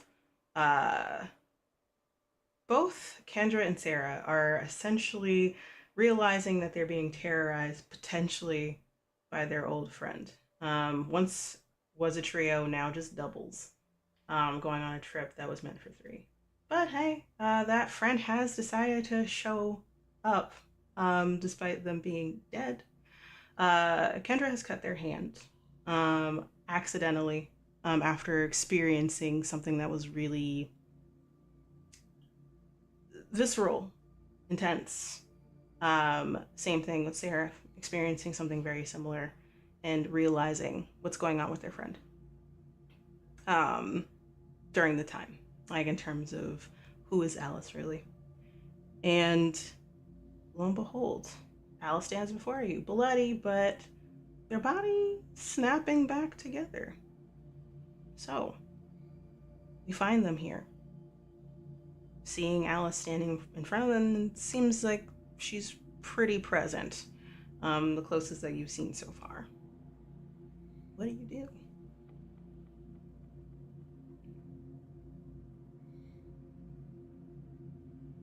Not a greeting? No hellos? Nothing like that? What are you doing? You're supposed to be at Is that rest. what you really wanted? You want me to be dead? I can be dead again. Like, we could hear one of her shoulders kind of popping out of its socket a little bit. That's not what I meant! Oh, I'm We sorry. didn't want you dead! We love you! I didn't feel it.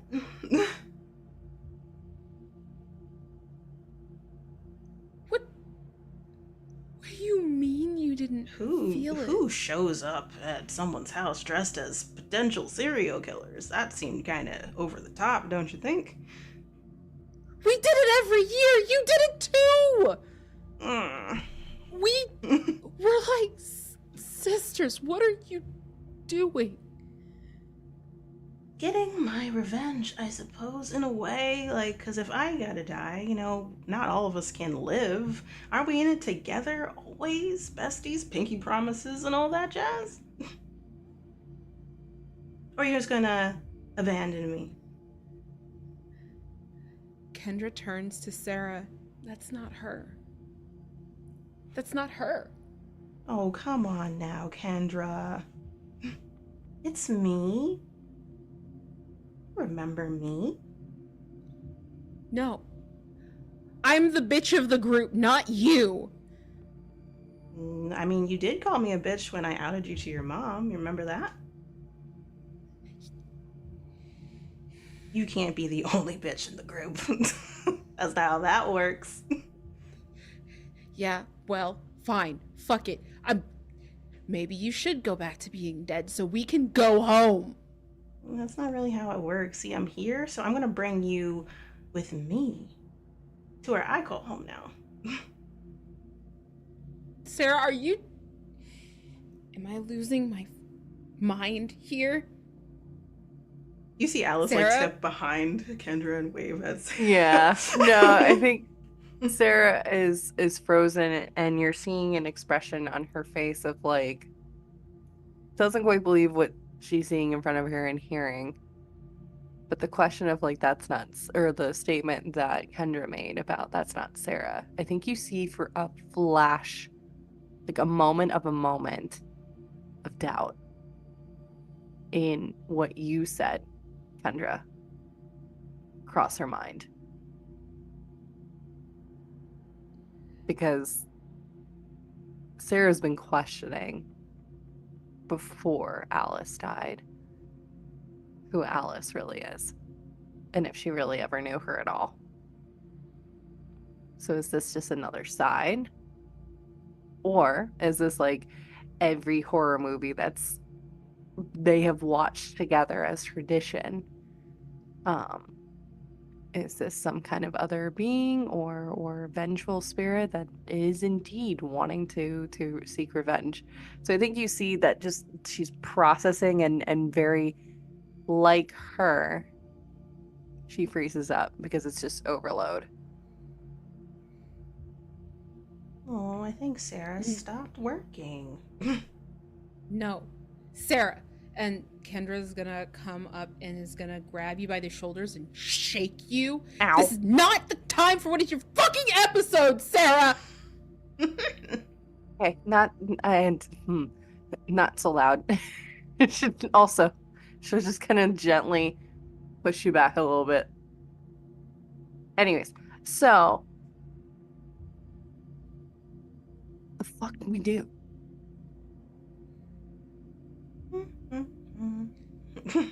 Like paces in high heels, back and forth in front of you. We're leaving. Ghosts don't fucking exist. Oh, I'm not a ghost. Oh, that's cute. Oh. You could try But they leaving. apparently follow, apparently. You could try leaving. I am not gonna stop you. Emphasis on try, though. Who are you and what do you want? And why are you impersonating our dead friend? Like, does a whole, like, stretching and cracking, like this, like normal cracking, to, like, stretch. That's for me to know, to be honest, and I'm just trying to have fun here. But, you know, hey, try to leave. Do what y'all do. Run. What purpose then would revenge actually do for you? What do you mean? Well, you may or may not be Sarah, or Alice. I'm Sarah. You may or may not be Alice. What? Revenge, purpose. Let me put it in perspective for you, Sarah, because maybe I have to spell it out for you like I have had to several times in our friendship in general. It's fun. It's very fun to fuck with you. I'm doing it for fun. Does it have to be a reason?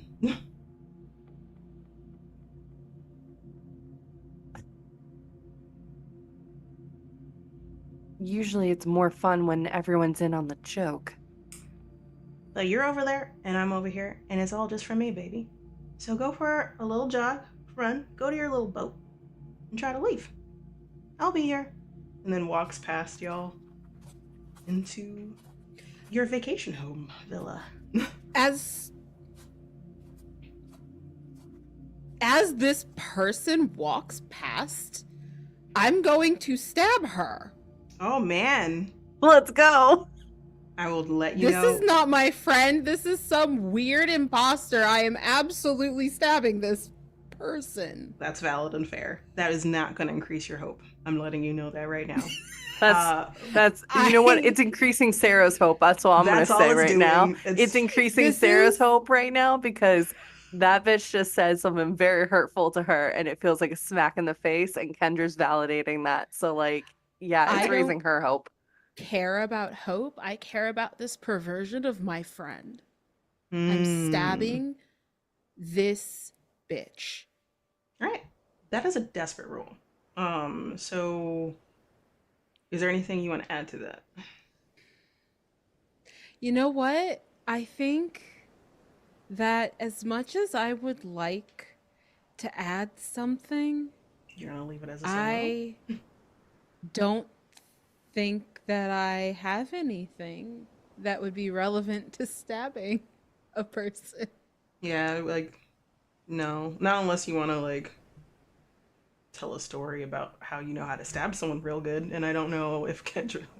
I don't know if they would know how to do that. Or maybe the thought that crossed Kendra's mind when they were outed. Of just, like... hating someone for a moment, even a moment of a moment. There's that, or you can ask for help. Yeah, I was going to offer to assist. Yeah. Okay. Yeah, I think I'm going to do both. So you want to pull up a scar of, like, that moment of being outed and that moment of hating someone so much you wanted to do something about it, kind of situation. I'm gonna pull up a scar, and then I would like help from Sarah. Yeah, Okay. I'll assist. So describe the scar first of this moment.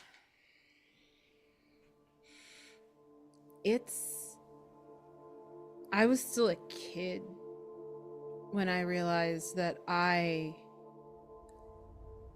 wasn't straight, but I didn't want my parents to know. But Alice knew. I told Alice because Alice was my alibi. Alice was the friend I went and stayed with or got dropped off at in order to then go on a date with a girl.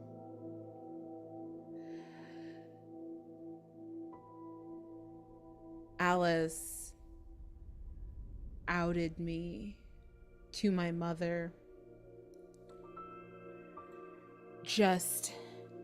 I still don't understand. I still don't understand. We had done this so many times. But for some reason, that day I was on a date with a girl I really liked so much. I had so much fun, and then I came home. And there was my mom and Alice. And Alice's mom.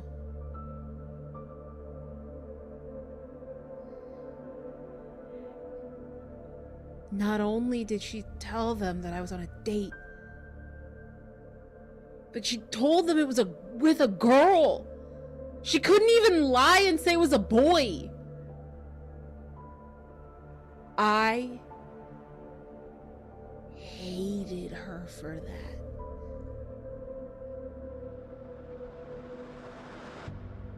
I thought some really bad things about Alice that day because it felt like my life was gonna be over.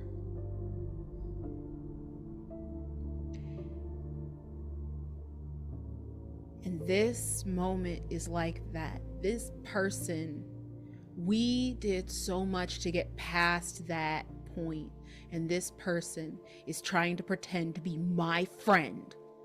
And that rage comes back, but this time, I have a knife in my hand. Beautifully described. I'm in love with that. Add an extra die with that, but increase your anxiety by 2. With the help given from Sarah. Sarah, you increase your anxiety by 1 because you're helping. You're in a situation with something that isn't quite human, maybe, or they're there and they're terrifying. How are you helping? How do you want to describe this help? Sure. So I think for a moment, Sarah moves, and you can see the tattoo that she has on her. The kind of interwoven symbols of everyone's names together. She is, in this moment, a story of not only herself, but her friendship, as she has inked her skin with her friends' names. And making that decision, the infinity, and then adding little nods to everyone's kind of personality. Hang on, I'm grabbing it again because it disappeared. Little bunny ears for Alice. For myself, it's the arrows with leaves. And for Kendra, it's the little gavel with like a small little bookworm. Because we all bonded over books in some capacity. She didn't make that decision lightly. And to hear that, whether this is Alice or some kind of copy of Alice, poking fun at her expense and utterly dismissing the impact that Sarah had, think that snaps Sarah out of that kind of, not delusion, but out of that kind of fog that she's been in, and then she had been trying to claw her way out of. That solidified the path out of that, and she literally, Kendra, I think for a moment, you see just pure rage and just pain cross Sarah's face. And she will just let out this painful, blood-curdling kind of scream that she's been holding in not only for the last 10 minutes, 15 minutes, but for years of just frustration and pain of all the like problems that have been in this relationship, this friendship, that she has always kept secret and inside, just come pouring out onto the pages, and sound bites of her screams and her skin. Like her skin is changing color to red. It's one of those, like she's normally super pale. It's getting blotched out, almost like the pages of the book that she was reading earlier. Wonderful callback. I enjoyed that. All right. Have 3 dice now. Let's go. Tell me about it. That's a 2, a 3, and a 4. At least one was a 4. That means like it's in the bracket of success. The character succeeds, but dread goes up by 2. And with that, I have 8 dread. I'm going to spend it all immediately and give you both increased despair by 1. You're fine. Your hope is 2. We're not, you're fine. You're okay. Oh, you already got it. My bad. But how are you stabbing? Where are you stabbing? How's it going? Her back is to you, I'm assuming, like as she's like walking forward. She's walking towards, and she kind of walks past, and she's been insisting that she's real. So if she's real, then I'll stab her in the back like she stabbed me. And I'm just going to twist and stab as she walks past. So like back torso like area. Okay. Yeah. Are you expecting this to aiming. connect? Are you expecting it to connect? Like, are you like, if she says she's real, then she is? Yeah, kind of like that. If you're real, fine. So you turn, you're not really looking, and you're aiming for the back neck, upper shoulder area. Yeah, like if she's walking past me, we're not that different height. We're not that different of heights. And so she's walking past, and it's not like I'm blindly like stabbing. I'm like, I can see her, but I'm Okay. So like you're aiming for like the upper part of her back, I would say. And you connect. It's a solid matter. Like it's not like, oh, a ghost question mark. You feel blade slided to flesh. Hear that cutting noise of that.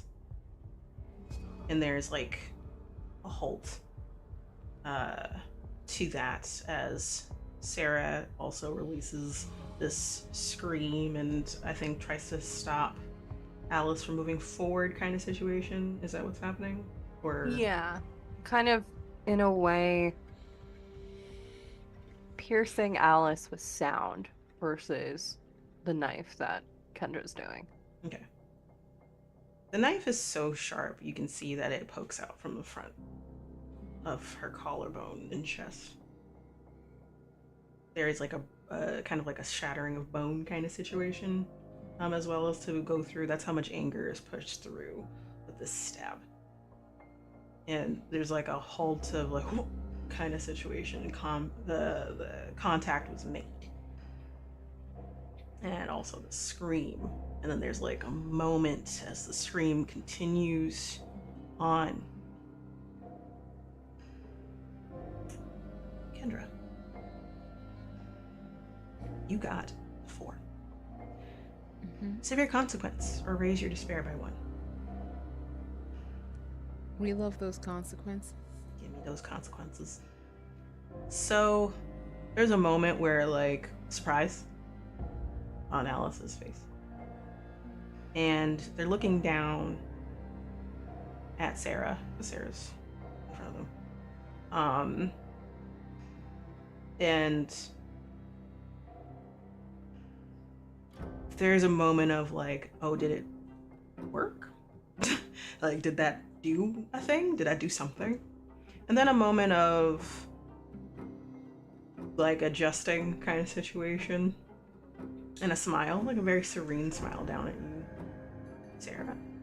And then she says, like, seems like you found your voice finally. And then in the moment, you don't see this, Kendra. Like, you don't know how this happened.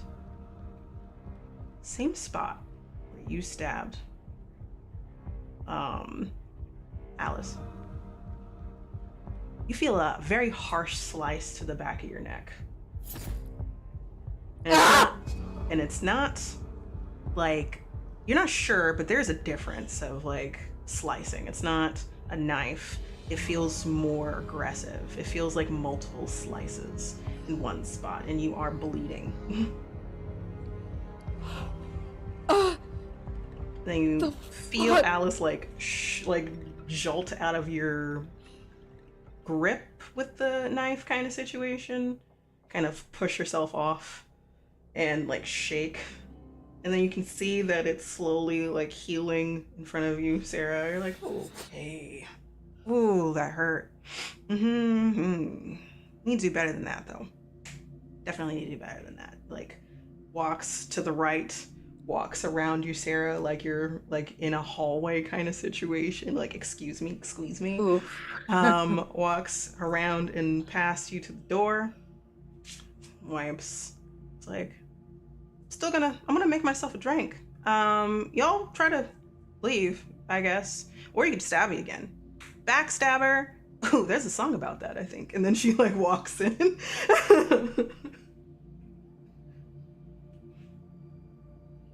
And you're both left outside, and there's I think Sarah will immediately pain in Kendra's back right now. Yeah, immediately look to see the wound, and if is it bleeding like profusely, or it's bleeding a decent amount. You could like take care of this if you like put pressure on it. Yeah. But if you look from what you can tell, it's kind of messy. It kind of ripped into Kendra's top, whatever they're wearing, essentially.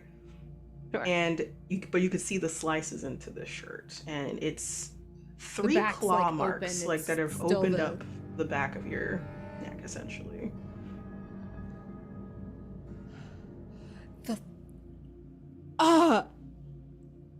Jesus.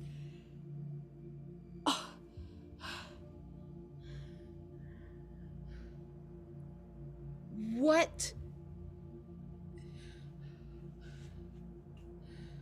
I think Sarah will just kind of wordlessly kind of look at Kendra and just is trying to stop the bleeding in any way she can, or stop the flow as much as possible.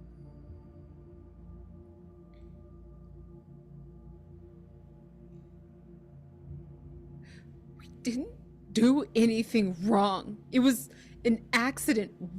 We don't deserve this. I think we're past the point of deserving, whether we do or not.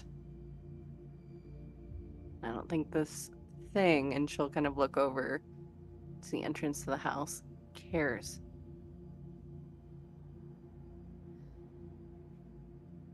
What do you want to do? Stabbing it seems to just hurt us. Well, you in this case. Fine. She wants to talk. Let's go talk. I don't have clothes anyway, so I guess we'll have to go get a towel. Yeah. And Kendra's gonna start walking back in the house. I think Sarah at that will actually take off her because she hadn't been able to fully relax just yet. She'll take off her surf shirt, which is a bit thicker. It's almost like a wetsuit kind of consistency. And at that point, that's what she's been using to kind of staunch the blood and hold pressure. So there is a bit of a towel in that. It will create a seal of sorts. Won't stop it completely, but it'll make sure that the wound doesn't get infected. And that will help to add some pressure because it is kind of a weighted fabric. So, So helping a little bit to make sure that they're okay in the back yeah. kind of situation. But you both agreed to go back into the house, I'm assuming? Yeah. Okay. Sarah will pause and then go back in. So you walk back in, and you see like drips of blood from Kendra from the slice on the hand, the slice in the back of the neck at this point. But it seems like you can do something to help in regards. And you already did.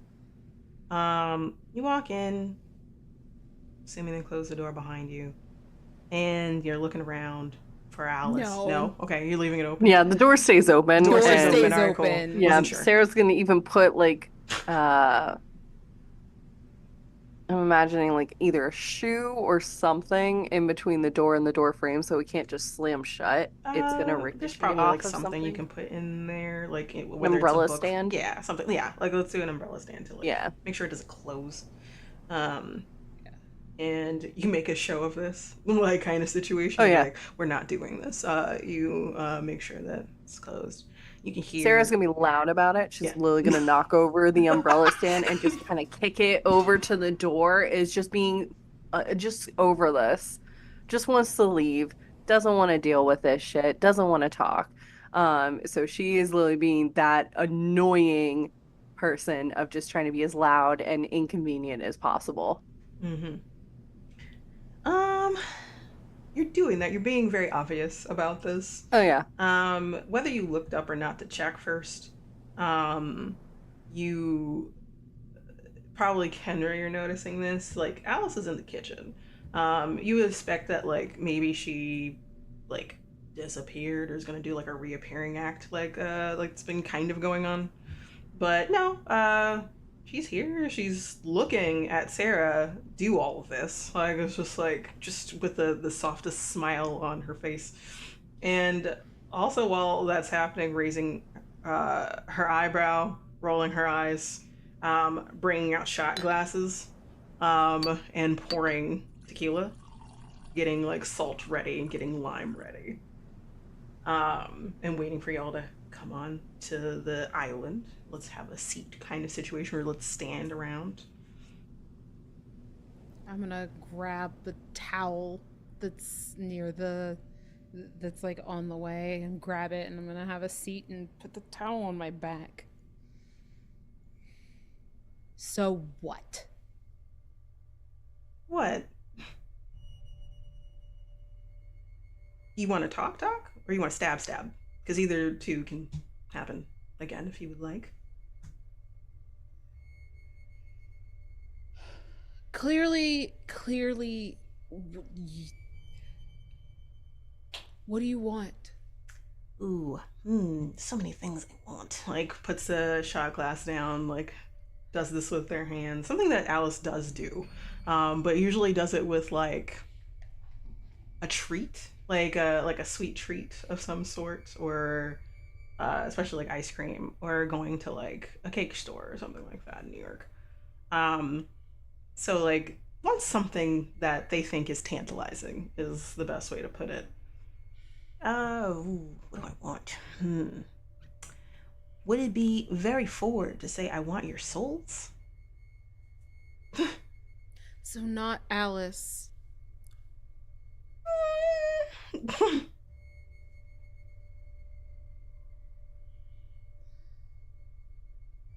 mean, she's in here.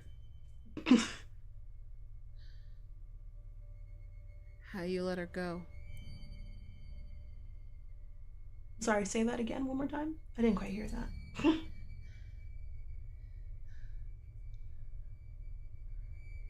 What would make you let her go? Oh, baby.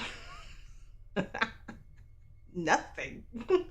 Like, she's here with me now.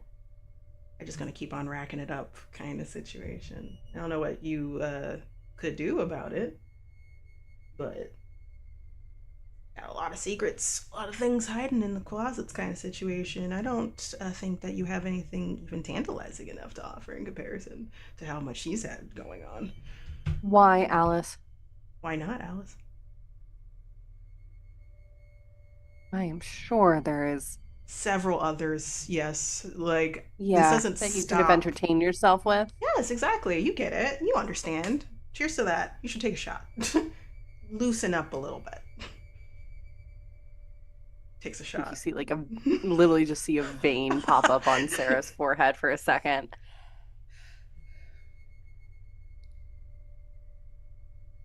So you're not Alice, and you're keeping her hostage. I'm kind of playing off of the things that she kind of had left over. She was very pissed off with y'all. Tried not to be, didn't want to be, but couldn't let it go.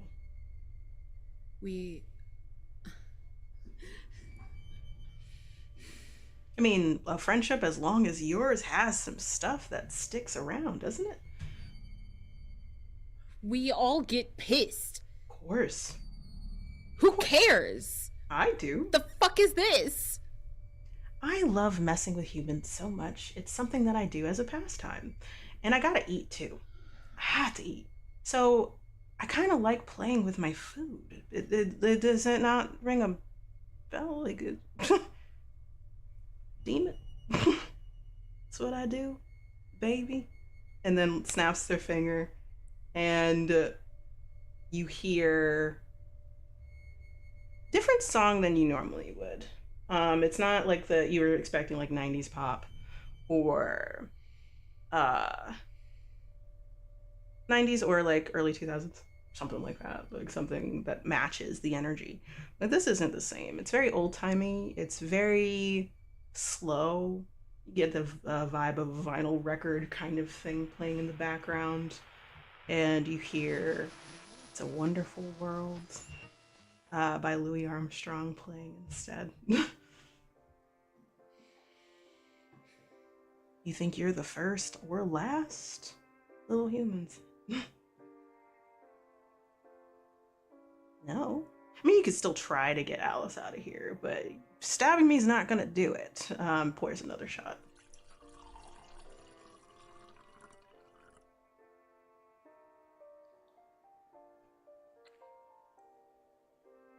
How about this? You think on it. Give it like 24 hours. 24 hours to think about how you can free poor Alice. Or I come for you.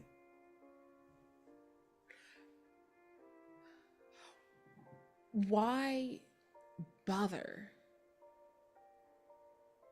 I love to see despair and dread pile on as you realize that there's no way out for you besides trying to fight me with your human weapons and failing each and every time.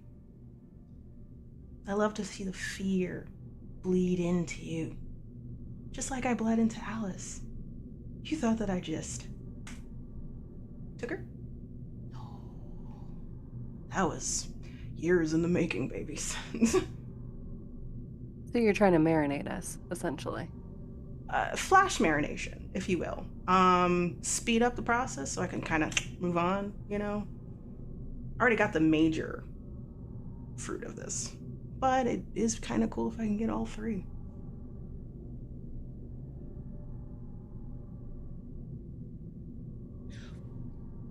Is it still fun if you don't get to kill us? Well, I didn't kill Alice. You did. We did not kill Alice. Don't. Yes, you did. It was an accident, but you still did. Accidents. Perfect storm? No one is accountable. Or it's no one's fault. No one is liable. Because it was an accident. That's what that means. That's not what she feels. Well, we will never know because you fucked it up. So, Like I said, 24 hours. If you want to try to find and save your friend, you can totally do that. Or I come for you. Either way. Ta! And they do a peace sign. There's like rattling of the shot glasses as they kind of like lead away from your vision. Like it's not like they vanish like a pop. It's just kind of like they just like, you know how like a chameleon blending into the background kind of situation is what happens. And you're left alone, and it is late. I would say that it's like 12, maybe 1 o'clock in the morning.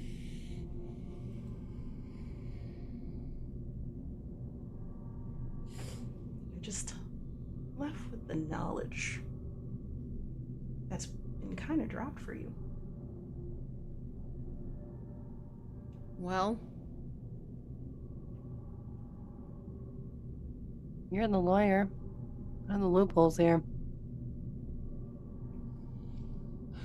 I don't have a contract. It's not, I can't just. No, but verbally, with what you just picked up. 24 hours we have to figure out how to free Alice or to try to leave. Resistance is futile. And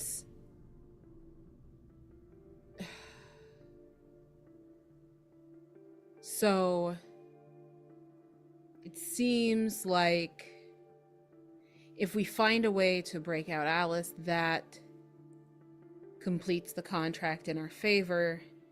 If we escape, that would technically complete the contract in our favor. If it were a contract, we didn't kill her.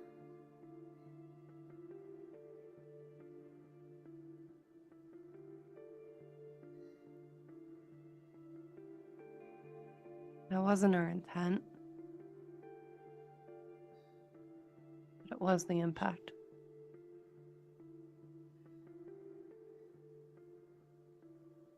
She fell. It was an accident.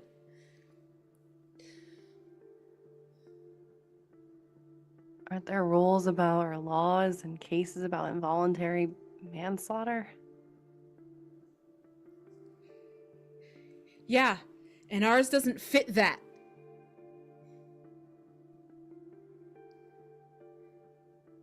In the eyes of the justice system or the legal system? Which one are we talking here? They're the same thing. Supposedly. We're not in prison because we didn't do anything wrong. It was a mistake. She was our friend. I at least immediately checked on her.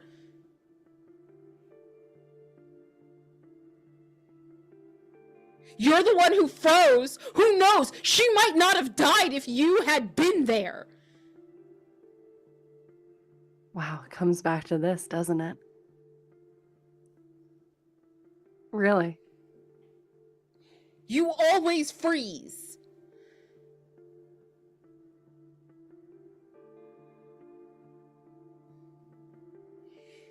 I'm not sorry for pausing for a moment because I didn't know if what was happening was a joke or if it was real. I won't apologize for that.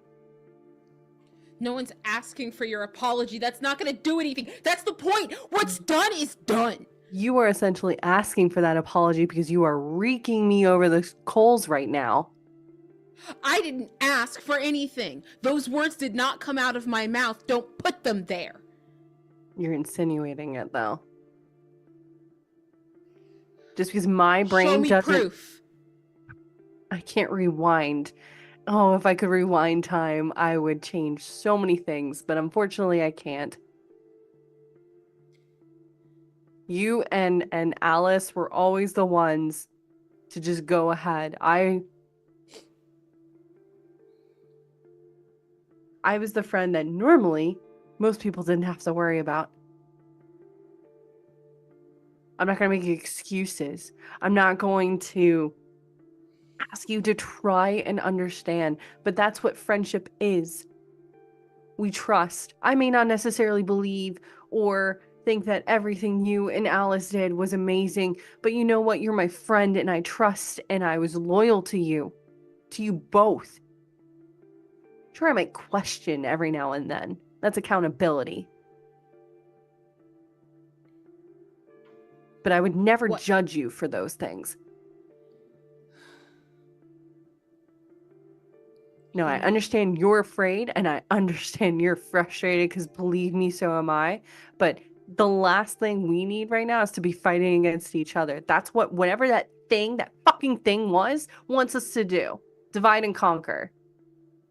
Picking away at our mental capacities right now and pitting us against each other. So it becomes an us or them situation. And at the end of the day, if we hate each other that much, even for a moment, that could cost one of us our lives, our souls, whatever this is. I don't even know if souls exist. We obviously do. It's not obvious. I haven't. Then what is that thing doing and why does it know everything about Alice? Why does it know about us? It's People reading can do her soul research. like a fucking book. People can do research. I don't have. There's no case law. There's no books. Close your eyes for a moment, Kendra, and just fucking go with your gut on this versus actual facts on this. What is your gut telling you? My gut says we're fucked. We've watched enough horror movies. We have read enough novels.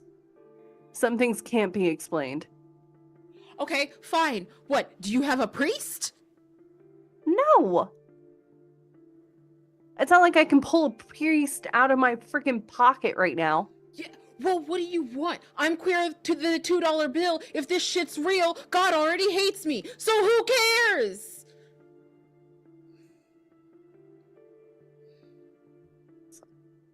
I don't necessarily believe in God anyways, so we're both fucked. Well, if there's a demon, then what's the other point?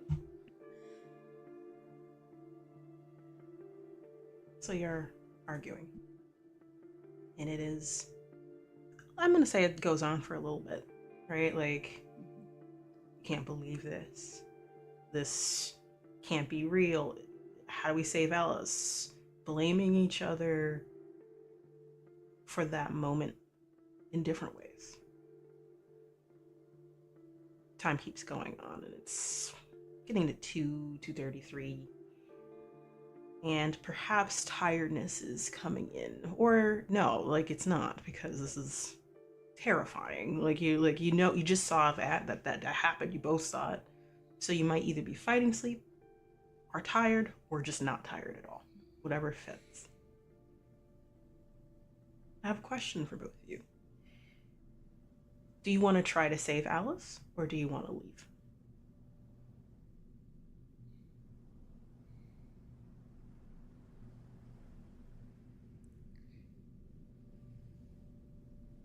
Kendra wants to try to save Alice because Kendra doesn't believe that we can leave. I'm in agreement with that.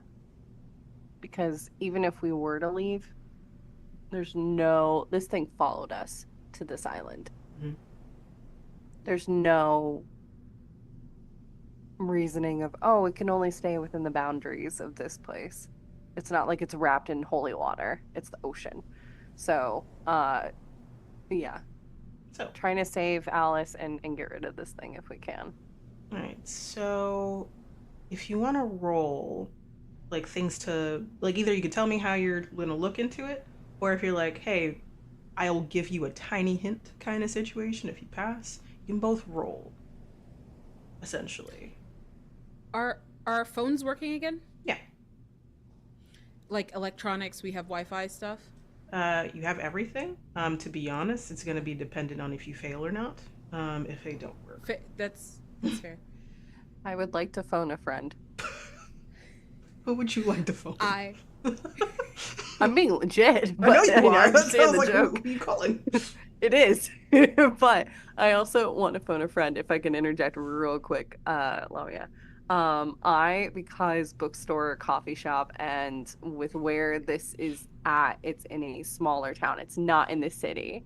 It is not uncommon for folks to come on in wanting to know about like sightseeing and spots, but also wanting to know, especially around certain times of the year, about any of the local haunts and stuff. So I would like to say that I would like to phone a friend named Marco, who is working with, like, has experience with either ghost hunting or is a writer, and has been writing about those experiences. And so Sarah will contact Marco to see what, basically describing what's happening, and is gonna basically ask for anything they might know about what kind of demon this might be, and what are some ways that we can handle this. So, um, uh, and to potentially get help to the island too. Okay. Did you So it's want a threefold. to? Because side characters can be bought in with the scar. Yeah, So you want to like describe how like sure. something bad happened that brought Marco into your life. Sure. Okay. So the former owner of the bookstore coffee shop, it actually used to be a uh, out of use funeral parlor. Hmm. And so with that, just wanting the energies, like it was a cute shop, cute little place. It hadn't been used in like 20 years, so it was in a state of disarray. There were a lot of vegetation all over the place. And I want to say kind of that feeling of if you've ever watched around New Orleans, of just like almost feeling like you're being watched, not necessarily by like a malevolent spirit, but just spirit is present in some way, shape, or form. So I think Sarah reached out to Marco, who was in the vicinity, had maybe just moved to town, to do some writing or taking a break before going on another like ghost hunting tour, and had reached out to kind of investigate. And it was a mutual interest thing because they had also heard about this place and wanted to take a look around. This especially happened after Sarah was walking the place with some of the construction crew because she wanted to try to keep the buildings as native to what it was. She wants to preserve it, but still give it a little bit of character, of her flair. And it was around that time that strange things started happening. Hammers started going missing. Some of the like plywood would get thrown, doors were getting slammed, things like that. So she pulled in Marco to kind of help out with this, to take a look into it. So it was after I think this incident was when she got locked into the basement because one of the plywoods or floorboards leaning up against the wall was pushed by something and it came across the doorknob, so she could not get out. Hmm. And after that, she was like, "Nope, I need to call in an expert because yeah." Okay. Nicely described. So Marco is now added to psychic. You add that to your you can add that to your dice roll. Don't do it yet, but increase your anxiety by 2. Okay. Kendra, what are you doing? Like what would you like to do, or your approach to looking into this? I I'm gonna turn to Sarah and say, "Don't get mad." And I'm gonna walk off and go to my room and I'm gonna bring back my laptop. And I would like to do some research. So you brought your work with you? Is that what? Yeah. Sarah just laughs. I'm gonna be honest. I think it's the release of just like, I can't Mm-hmm. be mad at you right now. This is just too funny. So she'll just laugh. Yeah. So you're just gonna do some research. Give me like a range of what you're looking into. I want to I want to look I want to find the most credible possibilities of how to trap a demon, how to banish a demon, how to free someone who's been captured, how to get out of a deal. Like that whole area of like how do you deal with this thing, right? And I want to try and like find the most likely like remedies to this situation. So Okay. and since it is my work laptop, like I will use all powers open to me to do that. Awesome. All right, so you're gonna laptop got out. You're like, okay, I'm looking for any way I can either trap a demon, release a soul, something like that's credible. The danger is gone from what you can tell in terms of like the demon being in the house from what you could see anyway. So I don't think this is desperate anymore. I think this is tense because you have a moment of reprieve, perhaps. You've tended to your wounds in the time. Like you might have like done some arguing, but like rinsed your hand under the sink, found like a first aid kit or something like that. But you're still arguing, just not as loud. So this is gonna be a tense roll.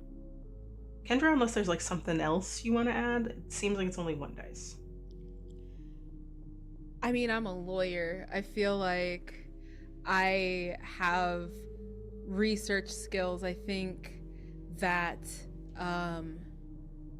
sleepless nights and long hours in the library are a staple. Long hours in the office. And I think the particular situation that comes to mind is finals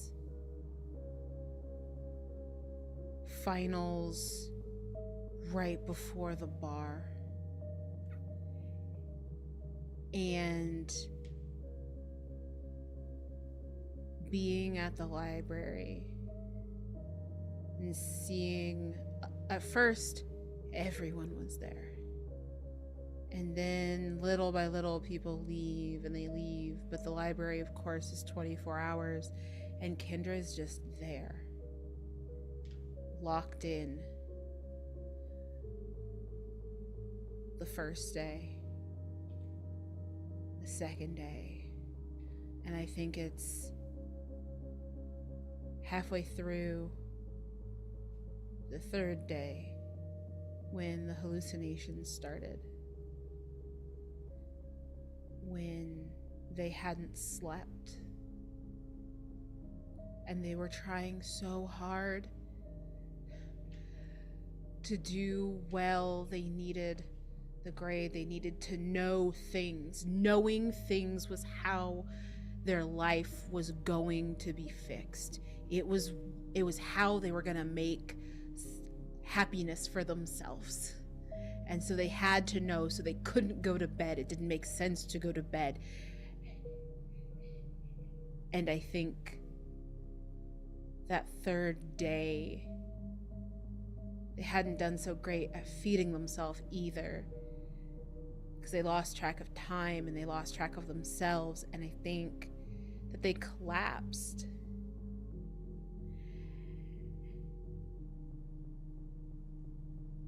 And that collapse, waking up in the hospital, in the ER, because somebody, one of the few left, maybe one of the librarians, they don't know to this day, of course, called an ambulance. A student collapsed in the library. And all they could think was, did I miss my final? Wonderfully done. You have a scar to add, and call it what you feel, because you've been wonderfully creative with the titles so far. So whatever you would like. So you both have scars. Technically, one is a side character, and one is like your expertise as a researcher, because you've had worse. You've learned from worse, but now you've learned to be good at this quicker, faster. So you each get one extra die, but increase your anxiety by 2. I feel like you did this already, Sarah. If I'm okay, like you did. But since Kendra, you just described this, increase your anxiety by 2. I think I have to increase it one more because I think you said increase it by 1, so I'll increase it by 1 more. No, that's my bad then. If I said just one. No, you're good. There's a lot. It's like there's a lot happening. There's a lot happening. It's intense as fuck. Oh wow. So tasty, so close to 10. Can't wait. All right, roll your dice. Okay. 6. Awesome.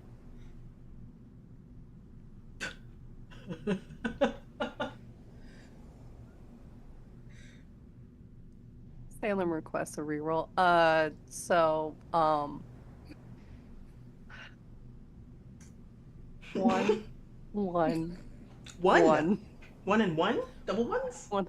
Yeah, the 1s. I got ones. All right. So here's Snake what you, eyes. So here's what you could do. Mm-hmm. You can push it. Yeah, I three think I'm dice gonna to push roll. it real good, please. All right, let's push it one good time. Sure. Roll a dice, increase your anxiety by half of whatever the result is. Oof. Yep. Okay. That's a 4. So that's 2. You increase your anxiety. Yeah. So it's not Yeah. 4, luckily. So. Nope. But that does put my anxiety at a 9. So very close to 10. Yeah. All right. So, re-roll with 3 this time.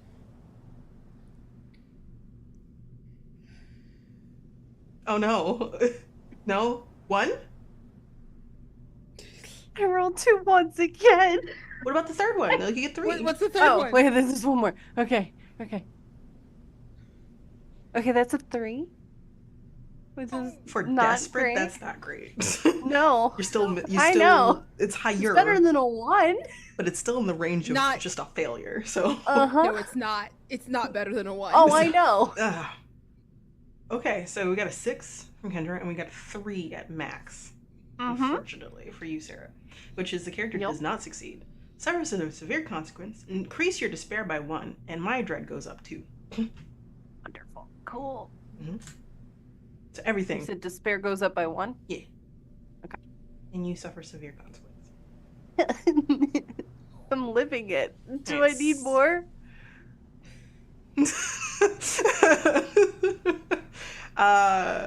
We're gonna do Kendra first. So success, and then we're gonna do it. Okay.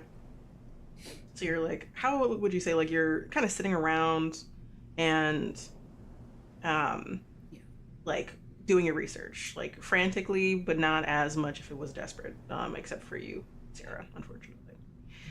I actually think, like, the situation is tense, but once that laptop opens and once Kendra is logged in and starts researching, that's really familiar and calming. And it's part of why Kendra works so much, because there's a calm. It's the thing that they can control. And so I think there's a calmness to Kendra that hasn't been there since they went to go check their phone. Gotcha. All right, so it's like they log in and it just kind of like in the zone. Like it's kind of like white noise effect where like, yeah, okay, cool. I'm used to this. I understand this. I understand this. And your fingertips like breeze past, like, just like, just in the zone. You're looking up. Either you're going in incognito mode so that this doesn't appear upon your searches, or you're just like, you don't care. Either way, doesn't matter. You're doing the searches and you're looking into like demons and how they work, and you're hoping you don't come across anything that's just like thought pieces kind of situation, or just like fake stuff, like, because how many like TV shows, movies, books, people have written about what they think demons are. And you do come across a few helpful things. In terms of like haunted spaces or even haunted people, either a deal can be made accidentally or on purpose, either way. Or they're invited in unknowingly to a space or a person. And what ends up happening is that demon kind of dwindles down at who they are. Kind of, it starts off small. It gets worse and worse. Usually, when it's like a possession kind of thing, it doesn't necessarily mean that they're taken over entirely. It could just mean that they're just sitting on your shoulder, there, in the daily things you do, in the back of your brain, in reflections, mirrors, and then you remember when you went to Alice's apartment to set up the prank that you've always done. All the mirrors are covered. You don't remember that being that way a few months ago, before that. So whatever happened, it might have been happening for a while, but it might have like took a nosedive in those last few months. Perhaps it had its claws in Alice and it just was terrorizing her. Until something happened. Something happened. It's meant to be an accident. It's meant to be until the worst possible outcome can happen. Anything. Something that's technically mundane, like a trip down the stairs. Or like walking across the street and not seeing that the signs are wrong. Anything. No one looks twice at those sorts of things. They're accidents. But they always act different before. And once a demon has its claws into you, it takes you. It's yours now. When a demon takes over a space, usually, for instance, let's say not a human, it kind of collects things. It collects people. There's a way to release it. You can get rid of it. You can banish it. You can barter with it, where you can empower the soul you're trying to break free. Either contacting them, strengthening them in some way to break through this kind of contract, because it seems very loosey-goosey in a way. If that's what's happening, because you're not sure. But that's the closest you can get to the truth with metaphysical, theoretical, supernatural bullshit. Okay. That's what you have. Now, Sarah, you got a 3. The highest was a 3. Yeah. You're contacting Marco. Yeah. You pick up the phone. You dial Marco, and you're like pacing because you're desperate technically, so you're on edge. And let's say you call Marco a few times and it just doesn't connect, but your phone does have a problem. Like it's like the cell service is kind of shitty. It's not. You don't think it's supernatural. It's just bad. Like you see that the bars are lower. Yeah. But it eventually you're able to pace and stop at a spot where it's more than 2. It's now 4 out of 5. You're like perfect. Holding it up in the air. Holding it up. Getting on furniture, trying to just like any way possible. Okay. Yeah. If you get on furniture, let's say you get on what's it called again? It's not a sofa, like a love seat or something like that. Yeah. And you're like hand on the back and you're just like raised up and you have it on speakerphone because you're not gonna be able to do this. It rings 3 times. 3 times and then it picks up. Hello? Marco? Polo? No. Funny. I'm just kidding. I have to do that every single time. Come on now. How are you, Sarah? I thought you were on vacation. Yeah, vacation has taken a very strange turn. Can you pull up some information about demons? What? You heard me, demons. We're like vengeful spirits. I know what demons are. No, like I'm talking, I don't know if there's one in the same. So, like, vengeful spirits or demons? Oh, no, no, Both? no, no, no.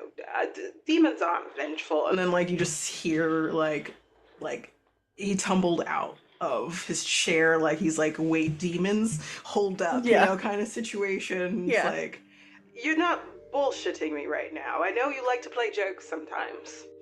Yes, but I'm using my serious voice right now, so I would I'm say not good at no. picking up tone. Like, come on now. I know it's also late, but also it's early for Yes. me. But yeah, no, I'm being 1,000% serious with you right now. You got a 'Cause demon. listen, very possibly, yeah. How do you know? Well, Kendra and I are seeing the visage of our former friend who has passed away.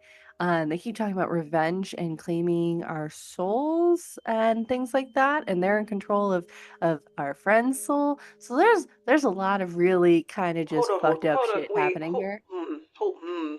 It's like you could just hear a whole bunch of textbooks and papers fall somewhere. Yeah, Like they that's were what I here. thought. You talk to it?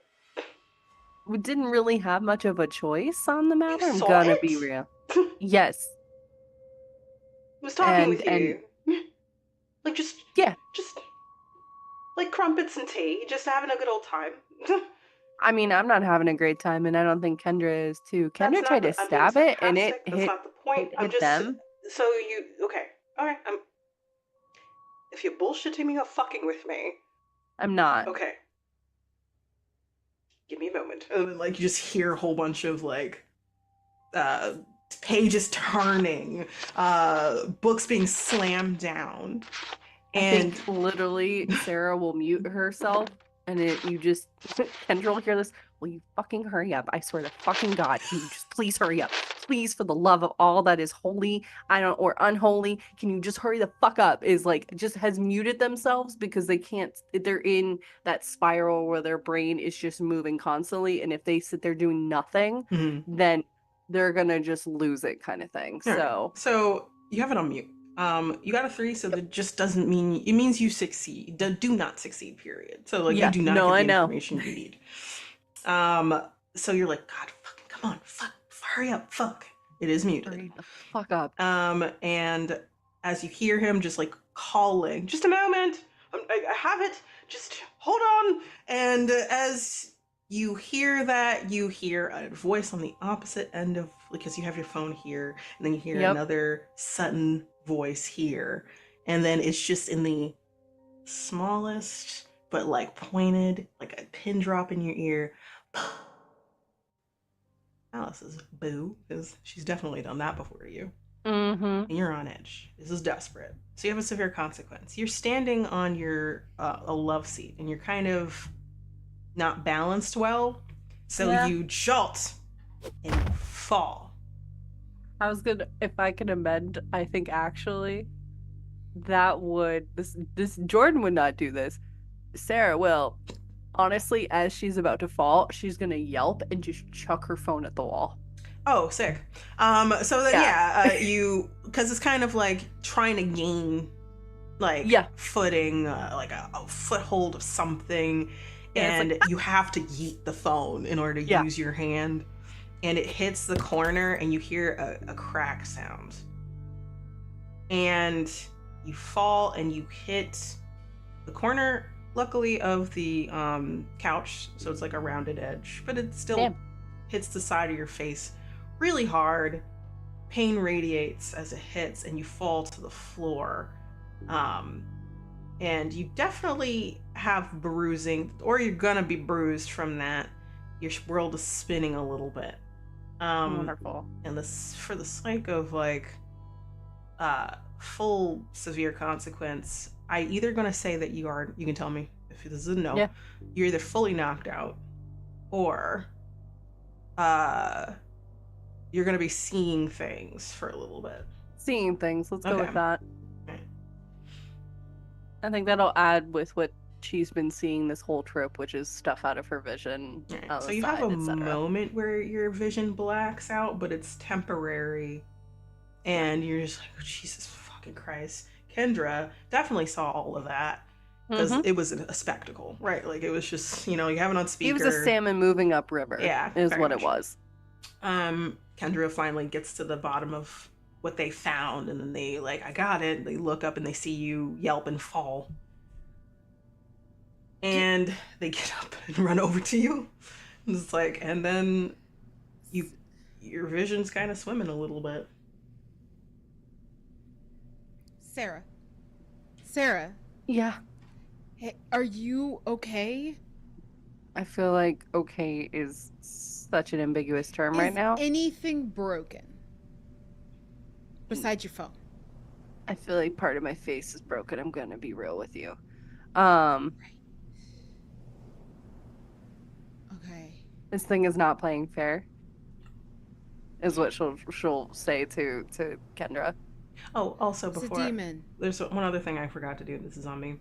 Yeah. Because Kendra, you passed. Increase your hope to 3. Yeah.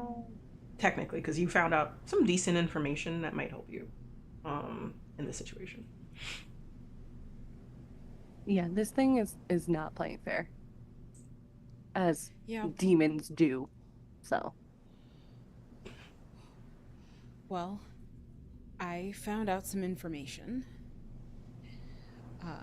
So you can never mop me for taking my laptop places ever again. Consider it unbopped. We can try to get rid of it, which nebulous, or we can try to empower Alice's spirit, apparently, to fight it, nebulous also. Or we can try to make a new deal to take over the old deal. Very straightforward, incredibly dangerous, however. So we have 2 nebulous, untried options with no concrete case law, or we have a very direct route which has a lot of loopholes in it.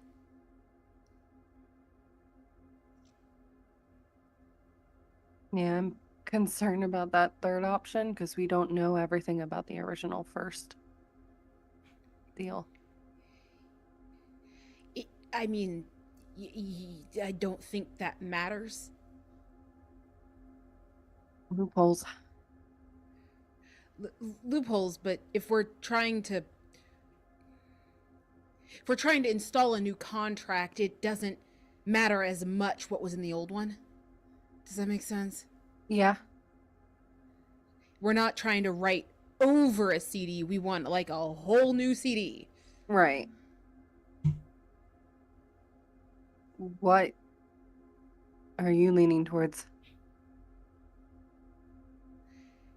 Kendra, I take a moment. There's a competition in my mind. I know deals. I know contracts. Regardless of what's happening, that's the comfort zone. But contracts require collateral. How do you collateral a demon? Alice was our friend. Maybe strengthening a friend. Less comfortable, but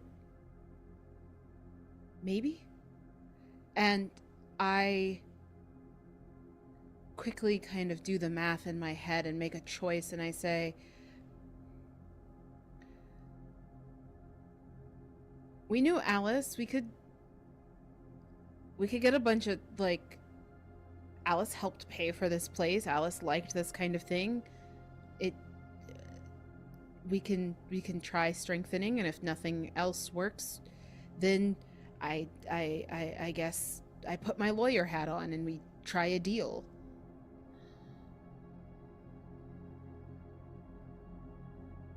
Yeah. Alice was a force of nature, so if anyone could beat back a demon, could certainly be Alice, but... Hey, Sarah. Mm-hmm. You did something that might help you. So, Dead? you said something that was very, very kind about Alice. If you would like to roll and you pass, you increase your hope by 1. Sure. Sure. Sure. But it's Okay, hang desperate, on. I think. Yeah, it is. Okay. Okay. Yep. That's a 6. Perfection. That's a 6. So you say Alice was a force to be reckoned with. So if we could empower her, let's do that, because she would go down fighting kind of situation. Like, that's kind of the verb, like the way Yeah, you she said knows it. herself enough that if anyone could beat back a demon, it would be her, kind of thing. There's like a swell in your chest. Like a memory floods in of seeing your friends on the, was it like, sitting on picnic tables after school, and you see Alice has like feathers in her hair, kind of like, you know, like one of those little like tassels you could put in your hair. Hair's braided in a cute style, and braces. And hands on their sides, chest puffed up on the picnic table, like valiantly proclaiming what they can and will do and how they're gonna do it. And you believed her, and she didn't do all of the things that she said she was gonna do, but she did most of it, and most people don't even try. And you're like, man, you almost got the last 2 out of like the 5 things you wanted to do this summer. Now that's impressive. And you just, if you had any doubts, you just knew Alice, if she could, she would. If she can, she will. And that visual swims over your eyes kind of situation, along with seeing Kendra in front of you, as well as like seeing like mirror images and like after effects in your vision of someone walking around and slimily fading into the background and coming forward, and visuals of Alice, but not quite Alice too. You see flashes of red and purple skin, a tail, before it becomes Alice again. Increase hope by 1. If you didn't already, I don't remember. Oh, really close. Just it. All right. You felt something. You felt that. That was a physical. You feel like the room shift a little bit. Like a whole bunch of stuff kind of moves post kilter to the right a little bit. So like glasses, like open alcohol bottles, takeout, or something like that. Kind of shifts a degree, all at the same time. Creepy. They don't get thrown or moved. It just feels like a warning, maybe. Yeah. What do you do after that?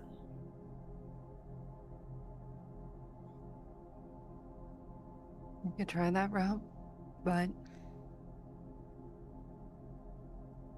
lies often have grains of truth in them, no matter how big or small. So, not that I necessarily believe a demon, but if Alice hated us as much or as little, that's ways to sow seeds of doubt. So then we take away the reason to hate us.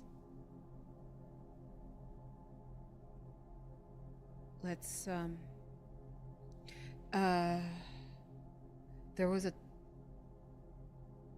There was a ridiculous towel rabbit. Alice would have fucking loved it. Do you remember where? Wasn't it in the room she was supposed to sleep in? Okay, let's get that. And some candles. And tequila. Tequila and Spice Girls? Tequila and Spice Girls. Right. Yep. So, one of you goes up, gets the rabbit. Sarah will literally do the booking it up the stairs like something's behind her kind of thing to go get the towel. You know exactly what run I'm talking about. I know exactly That's what the run thing. you're talking about, yes. Is gonna literally just do that and book it to that room. Get in the doorway, see quickly that, hey, Alice isn't in here. Grab the rabbit towel thing and then book it back downstairs almost in the same manner. Okay.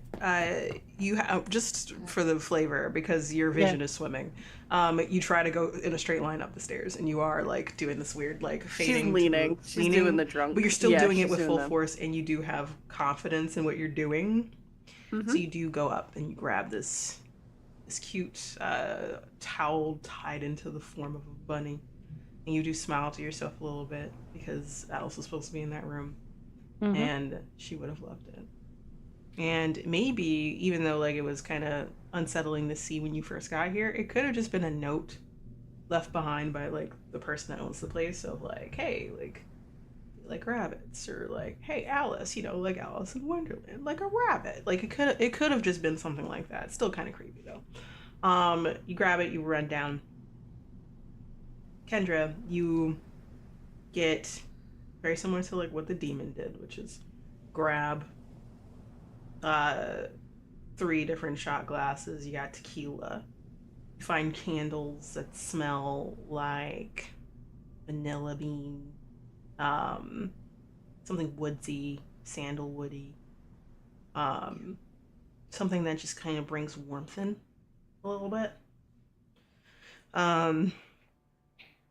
You don't know how to do a seance or anything like that. This just feels like a moment of, hey, I'm sitting down with my friend, and Yeah, I put them on the dining room table, I think.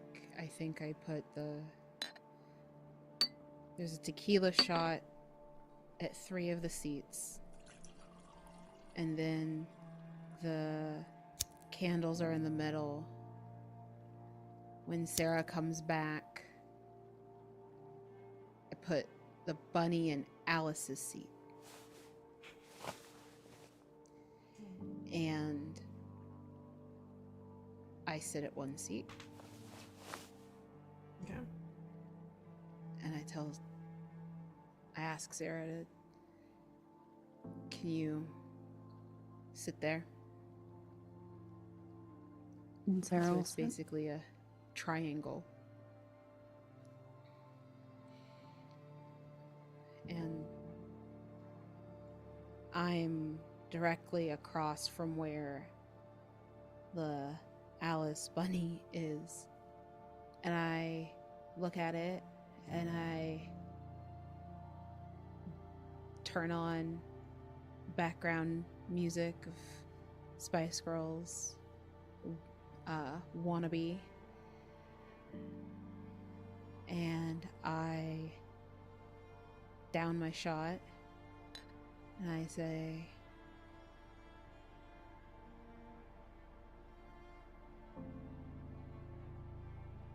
we took it too far and I'm sorry we killed you. It was my idea. I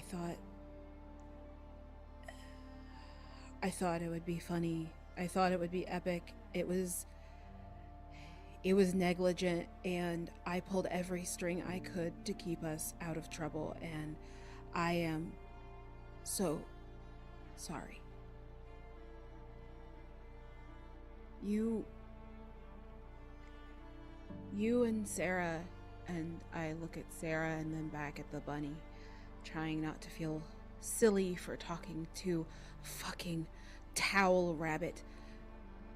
You and Sarah have been my best friends, no matter what we did to each other, no matter how bad it got. I felt so empty without you, Alice. We are two bad bitches, and there's no way in hell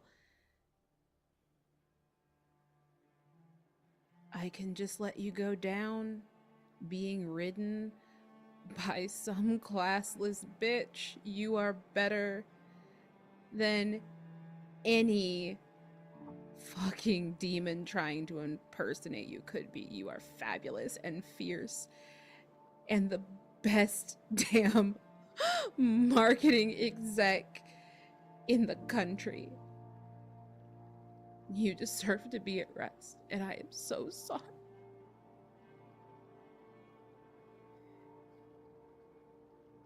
You say that. You feel your heart swell. That same feeling that Sarah didn't explain, but you feel it. And you see Alice in your vision. It kind of like floods through, and the vision is bright, sunlight, clear skies for a New York City sidewalk, and you're both walking down it in opposite directions, headed towards lunch to meet up. And this is the first time you've really seen Alice as a marketing exec of sorts, dressed perfectly. And you just remember seeing that kid with their chest out, puffed out. You see that moment encapsulated forever in this woman that you see walking down the sidewalk to you. Her straightened power suit, but colorful to wear her on her outfit, essentially. Makeup done perfectly, jewelry amazing, nails perfection. And she looks up at you as y'all meet, and she kind of gives you the same look of like, damn, girl. Damn.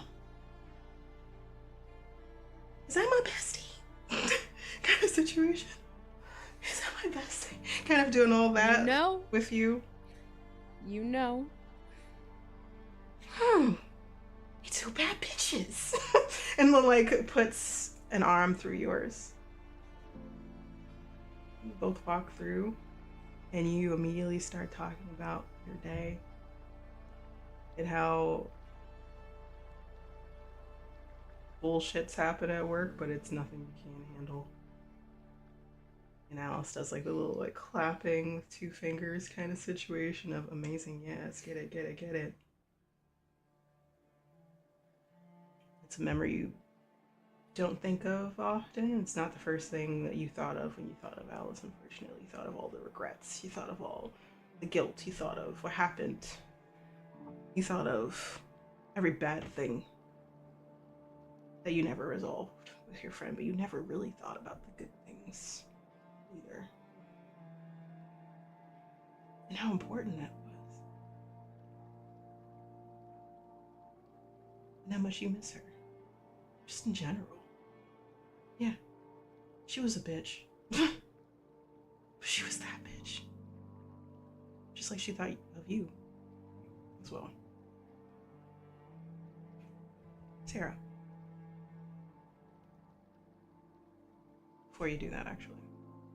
When the vision passes and you have that moment of release in your chest, you see the glass that's in front of Alice's rabbit, like the towel rabbit, just kind of like goes down, like it's being drained. It's empty. Pour another. Sarah. You see this? Another's poured by Kendra.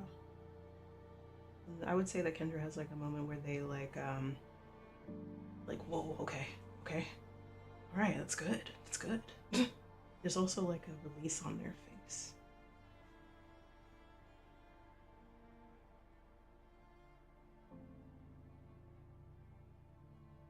I think Sarah, in that moment,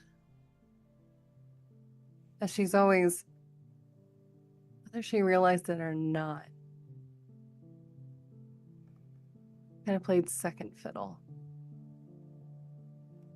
The friendship that Kendra and Alice have is one that she might understand aspects of, but she will never understand the full.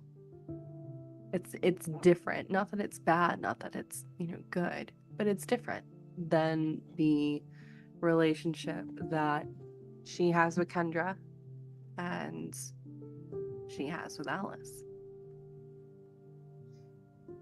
And I think what comes to mind is, of course, all the times of regret of loving each other even when we hated each other, for both of them. Because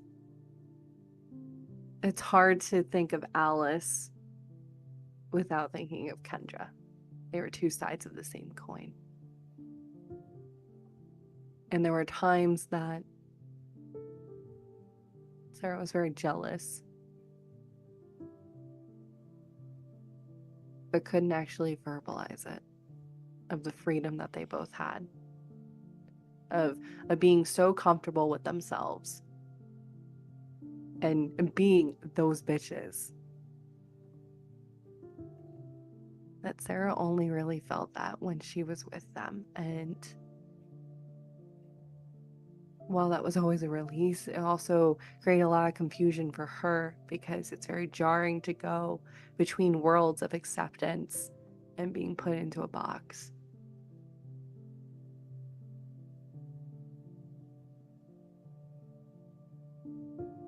The memory comes to mind. And at this point, Sarah's starting to say it. I think as she's starting, it's just nonsense. Like, it's not complete sentences, they're fragments of sentences. They start with words and it's slowly building together until she's just talking out her thoughts, which is something that she doesn't normally do. It's very different. So I think the sentences start off with like a word where she just starts saying Alice, Kendra, Alice, Kendra. And then it builds into this narrative that is just inward writings now outpouring onto this table. She'll bring up a memory, and it's one of the first memories she has of feeling really lost and alone on the playground. I think they're probably 6 or 7-ish. And Sarah was relatively new and was getting bullied on the playground because she was quiet. Because she was brought up in a home that quiet girls are good girls. They listen. So I think that was that mantra, whether she disagreed with it or not, which she did, she could never outwardly do. There was a moment where she was getting picked on the playground and Alice spoke up. And this marked the first page of the chapter book of their friendship. But Alice was also the binding of the friendship between Sarah and Kendra. And since then, while she loves Kendra, things that felt weird, things that felt strained, not only around the circumstances surrounding Alice's death, but just also feeling like the glue that was holding us all together is gone. And Sarah is not glue. But wanting to be there and wanting to continue that friendship with Kendra on such a deep level. And trying to meld herself, again, while also still finding herself along the way. And I think all of that just comes outpouring in that. And she brings up the fact that it's because of Alice that she started to find her voice. And it's because of Kendra that she was able to start finding factual information about herself. Kendra allowed for the evidentiary support that is stuff about herself to come out and face the rebuttals of the world. She is, whether she realizes it or not, the makeup of their two friendships. And right now she is broken. But all she can do right now is try and give Alice her voice, which is what she tried to do. She realizes that this is what she tried to do out front when that stabbing happened. And I think all of that just comes out. You say this, and you put words together so eloquently when you normally can't, or you're not sure how, or sometimes the words are like jumbled until they aren't. But it takes time sometimes for you. And they finally just did. Patience brought it there. Kindness, sweetness in this moment brought it here. And then you feel that same feeling, but it's more.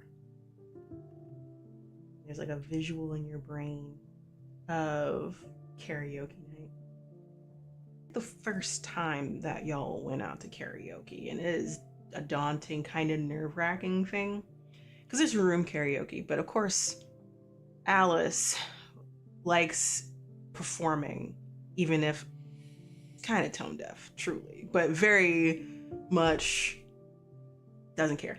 It's all about fun at the end of the day. So like, if they failed, they failed, but they failed gloriously. But was up there singing Moulin Rouge. Was it like yeah, Moulin Rouge. Yeah, it was like what they're singing, and it off key, it's horrible, you're making a face. Kendra is just like, yeah, get it, you know, kind of situation, even if it's horrible. And then points to you, Sarah, and then motions you to come on stage first. And you're like, what? Me? And then you get to the not pink part, you get to the Christina Aguilera part. Because you're nervous, but then you break and you bellow, and oh, those vocals, and like, you see Alice's face is like, what the fuck? I didn't know you could fucking sing. Kind of situation. And then just looks at Kendra, and Kendra's like, and then after like staring like, that's our friend kind of situation, motions for Kendra to come on stage with all three of you, and y'all sing good bad together. And then I would say that Sarah, you get ready to get off, but then Alice is like, but we're gonna do some like Sarah Bareilles or some shit. Like, that's what we're gonna do. Like, it's like, hey, person, like, you know, like reaching over gravity, do it. And gives you the mic, and you're like, you got this. And you're nervous. But just having the backing of Alice and Kendra together, because like they saw that, they validated, they let you know you did, and you sung it beautifully. And you've never felt such courage. And ever since y'all have done karaoke, as like, you know, like not every day or not every week, but like when you could. Once a month. Yeah, like Once a month. I would say once a month. I was gonna say once a month or once a quarter or some kind of interval of some sort. It's our bowling night. Yeah. So, and it's just not, it just had to be you doing your own song at some point by yourself, whether it was a room or in front of a crowd. And you remember that, and it just floods in, and it's, you're like, yeah, that's what Alice did for me. Had faith in me. Knew that I could. Wanted me to have fun. It swells, and then in your swimming vision, still spinning but getting better, you see that being of purple skin and red skin, horns like vertebrae sticking out of a back kind of situation for a moment. Slithery. But it fades as you see the shot go down again. Fade as if like it was taken. And you feel like it's working. Now, Refill it again. you refill it again. You both gave really good stories here. I need you both to roll. It's desperate. If one of you succeeds, you'll get to hope 5. And you survive. Just letting you know. But up to you if you want to build it, if you want to help each other. Because technically you did help each other. That's what you did. Yeah, I was So gonna say, I think we kind of helped so each you other. both increase your anxiety by 1 if you're helping each other. Oof. Okay. Don't worry, you're already doing a desperate roll, so it doesn't really do anything. You're fine. But Am I? who knows, really? Mm. But roll those dice. You get 2 each because you're helping each other. Okay. One of you. I got a 2 and a 5. Okay. Okay. Okay. I got a 1 and a 4. So you both pass. You're both in the range of the mixed success. So I have 6 dread. And I'm gonna use it or else I'll lose it kind of situation. So like Sure. Kendra, your despair goes up to 2. Okay. And I'll do a minor consequence so that it's 0. But we'll see how that plays out in a second. But 2 dread. That's about it. You can choose to. Oh, now I'm just gonna add everything in here. You can either choose to suffer a severe consequence or raise your despair by 1. But you succeeded, so hope is now at 5. Is that for both of us, you said? That's for both of you. Okay. No. I will do a severe consequence. Okay. I will too. Okay. 2 severe consequences and 1 minor consequence.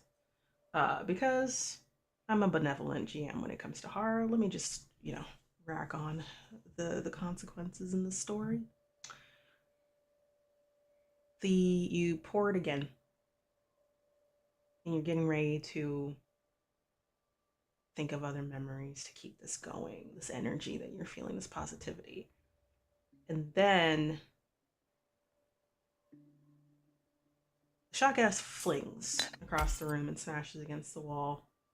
And you both look and turn your head to it.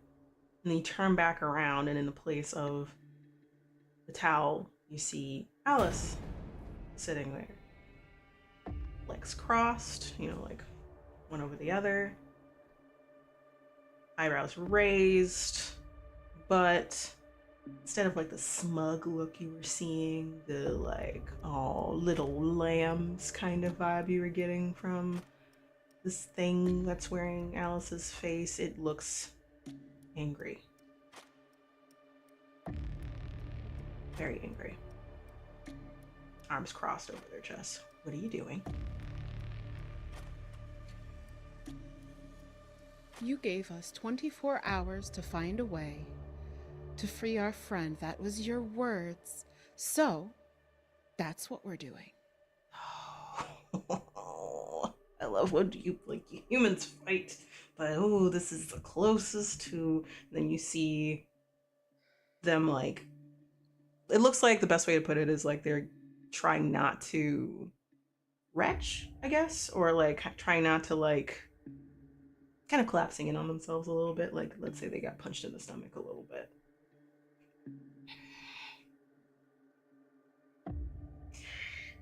Oh. What's that? Don't have a voice now? Fuck you. And then I think I speak for all of us, all 3 of us, when I say, no. Fuck you. Glares at you. And You picked the wrong ones. No, but I love picking the wrong ones. They're the best. Glares at you. Eyes are no longer that reminiscent green, right? It's pearly red down to the whites of them. Like, I know there's a comparison I can do to this type of red, but it's like a cherry red, like a really bright cherry red. Slitted down the middle, black. And they snarl. And then in the back of your neck, Kendra, that slash happens again. So the same cut marks and deeper, but it goes longer and it goes down your back. And then with you, Sarah, you feel arms around your, like hands around your wrists, and it's the same feeling of claws digging into the top of your wrists. And it's going deep, and then it's going deep, and it just won't stop until suddenly it goes away. And then a scream of anguish, of depths of the deep, guttural growl. And then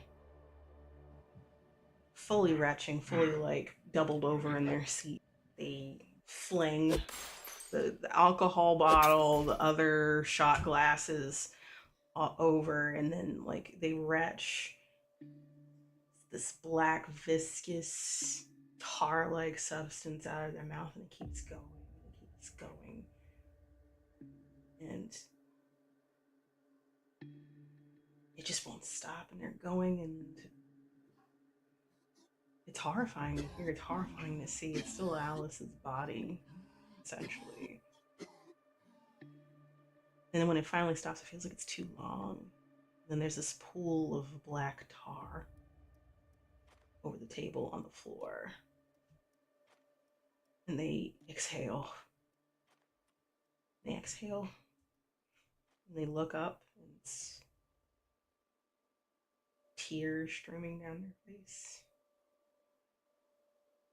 It's this look of hope, of holy shit, are you for real? This looks like Alice looking back at you both. And it looks like she's torn between saying words and crying. He doesn't even know what to say. And then like reaches out for both of you. Like trying to grab your hands. Sarah will take her hand. I'll take her hand. She grabs both of your hands. And her voice is sore. It comes out like hoarse. Tears in her eyes, it just won't stop. And she says, I love you both. Thank you. She squeezes. You see her fade to light, streaking across and raising this brilliance. With it, you see from like the back doors that led out to the pool, the windows, that morning has come. Right over the horizon, as your friend, your actual friend, is free and fades to light. You decide not to stay, obviously. You can't really have a vacation after that, even if you feel better about how things happened and that like Alice officially said goodbye and that she's free.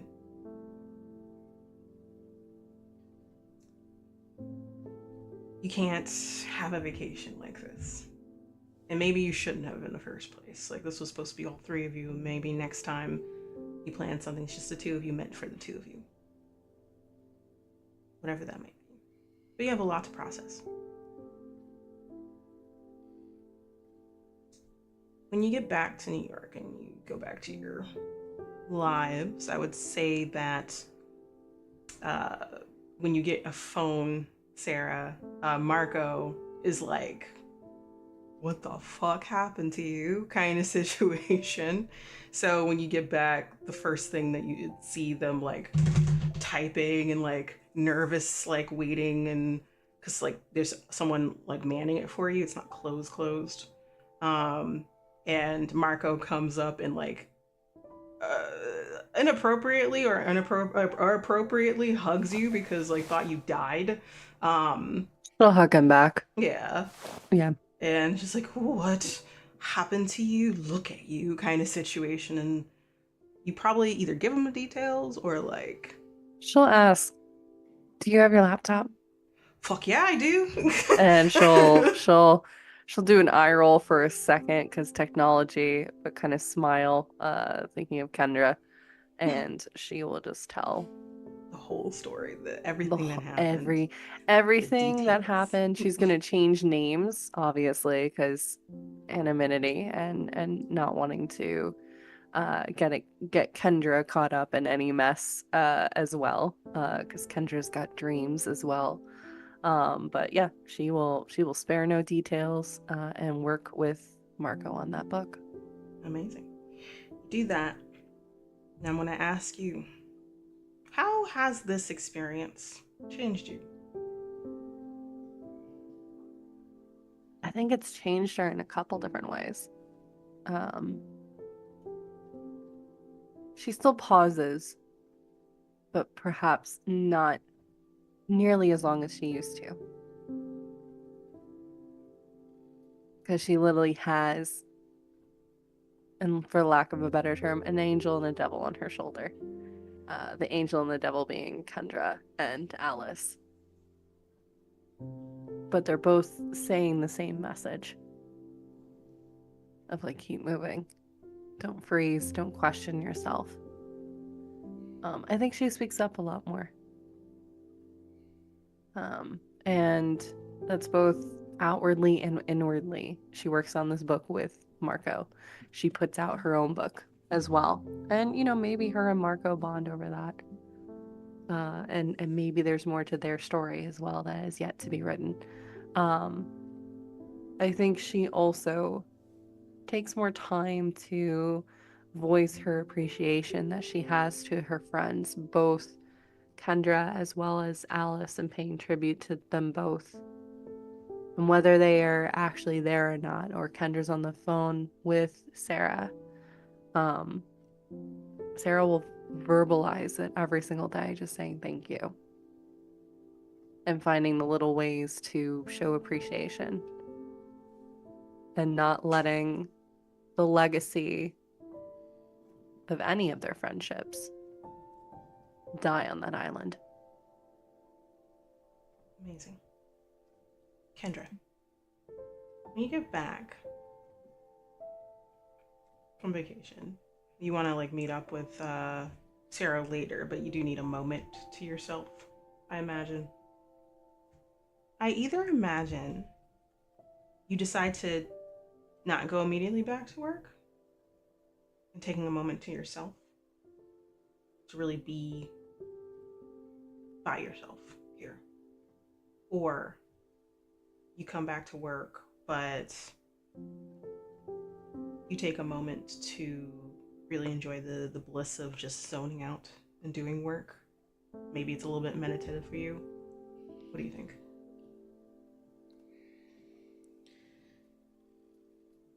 Kendra has dealt with every hard, terrible, difficult thing in their life using work. Diving into it, whether it's books, whether it was book it and getting more pizza vouchers than they could ever hope to eat because reading and homework were their work. And then work study and reading and homework were their work. And then interning and bars and bar studying for the bar, and then damn near living at the office. And this had to be one of the absolute hardest things they've ever experienced.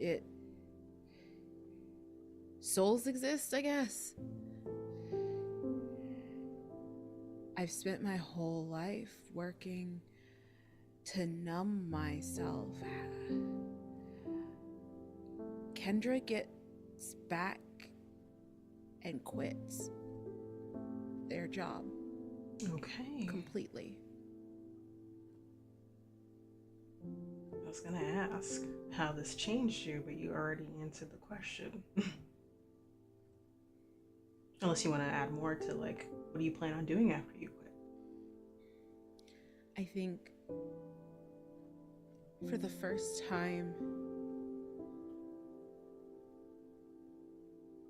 the urge to have a plan isn't the urge I follow. I have made plenty of money. I have savings, retirement, equity.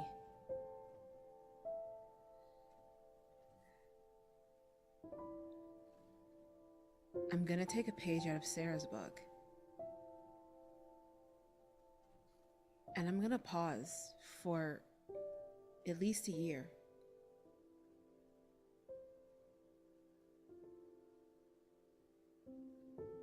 Okay. And I have a new respect for Sarah. Sarah was always, we were friends, but Sarah's kind of a third wheel. The quiet one, the timid one, the pathetic one. On a bad day, on a mean day. There's a reason why being a shark of a lawyer came easy to Kendra, and it's not always a good thing. And I realize that now, and I realize that being able to pause isn't always weakness. And I think Kendra allows themselves to soften and also apologize to Sarah.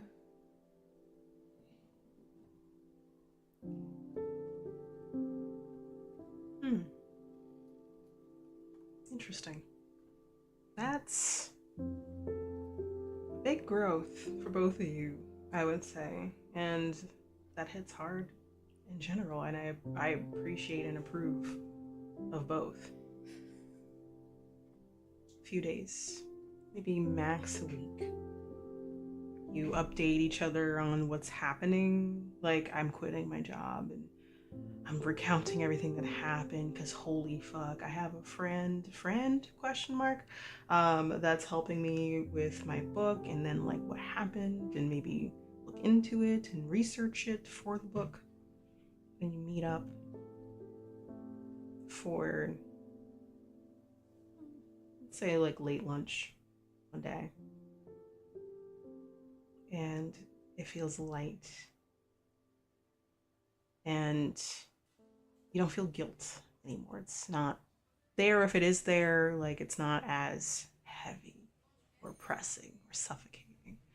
It just is the reality, but you have owned up to it, to yourselves. Now you can try to start moving on past it. You are laughing with each other. You're reminiscing about Alice. You're talking about plans for the week, for the month, for the year, whatever that is.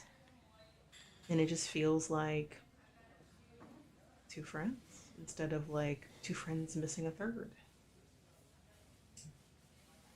And as y'all are talking and laughing, someone is watching you from the corner of the room.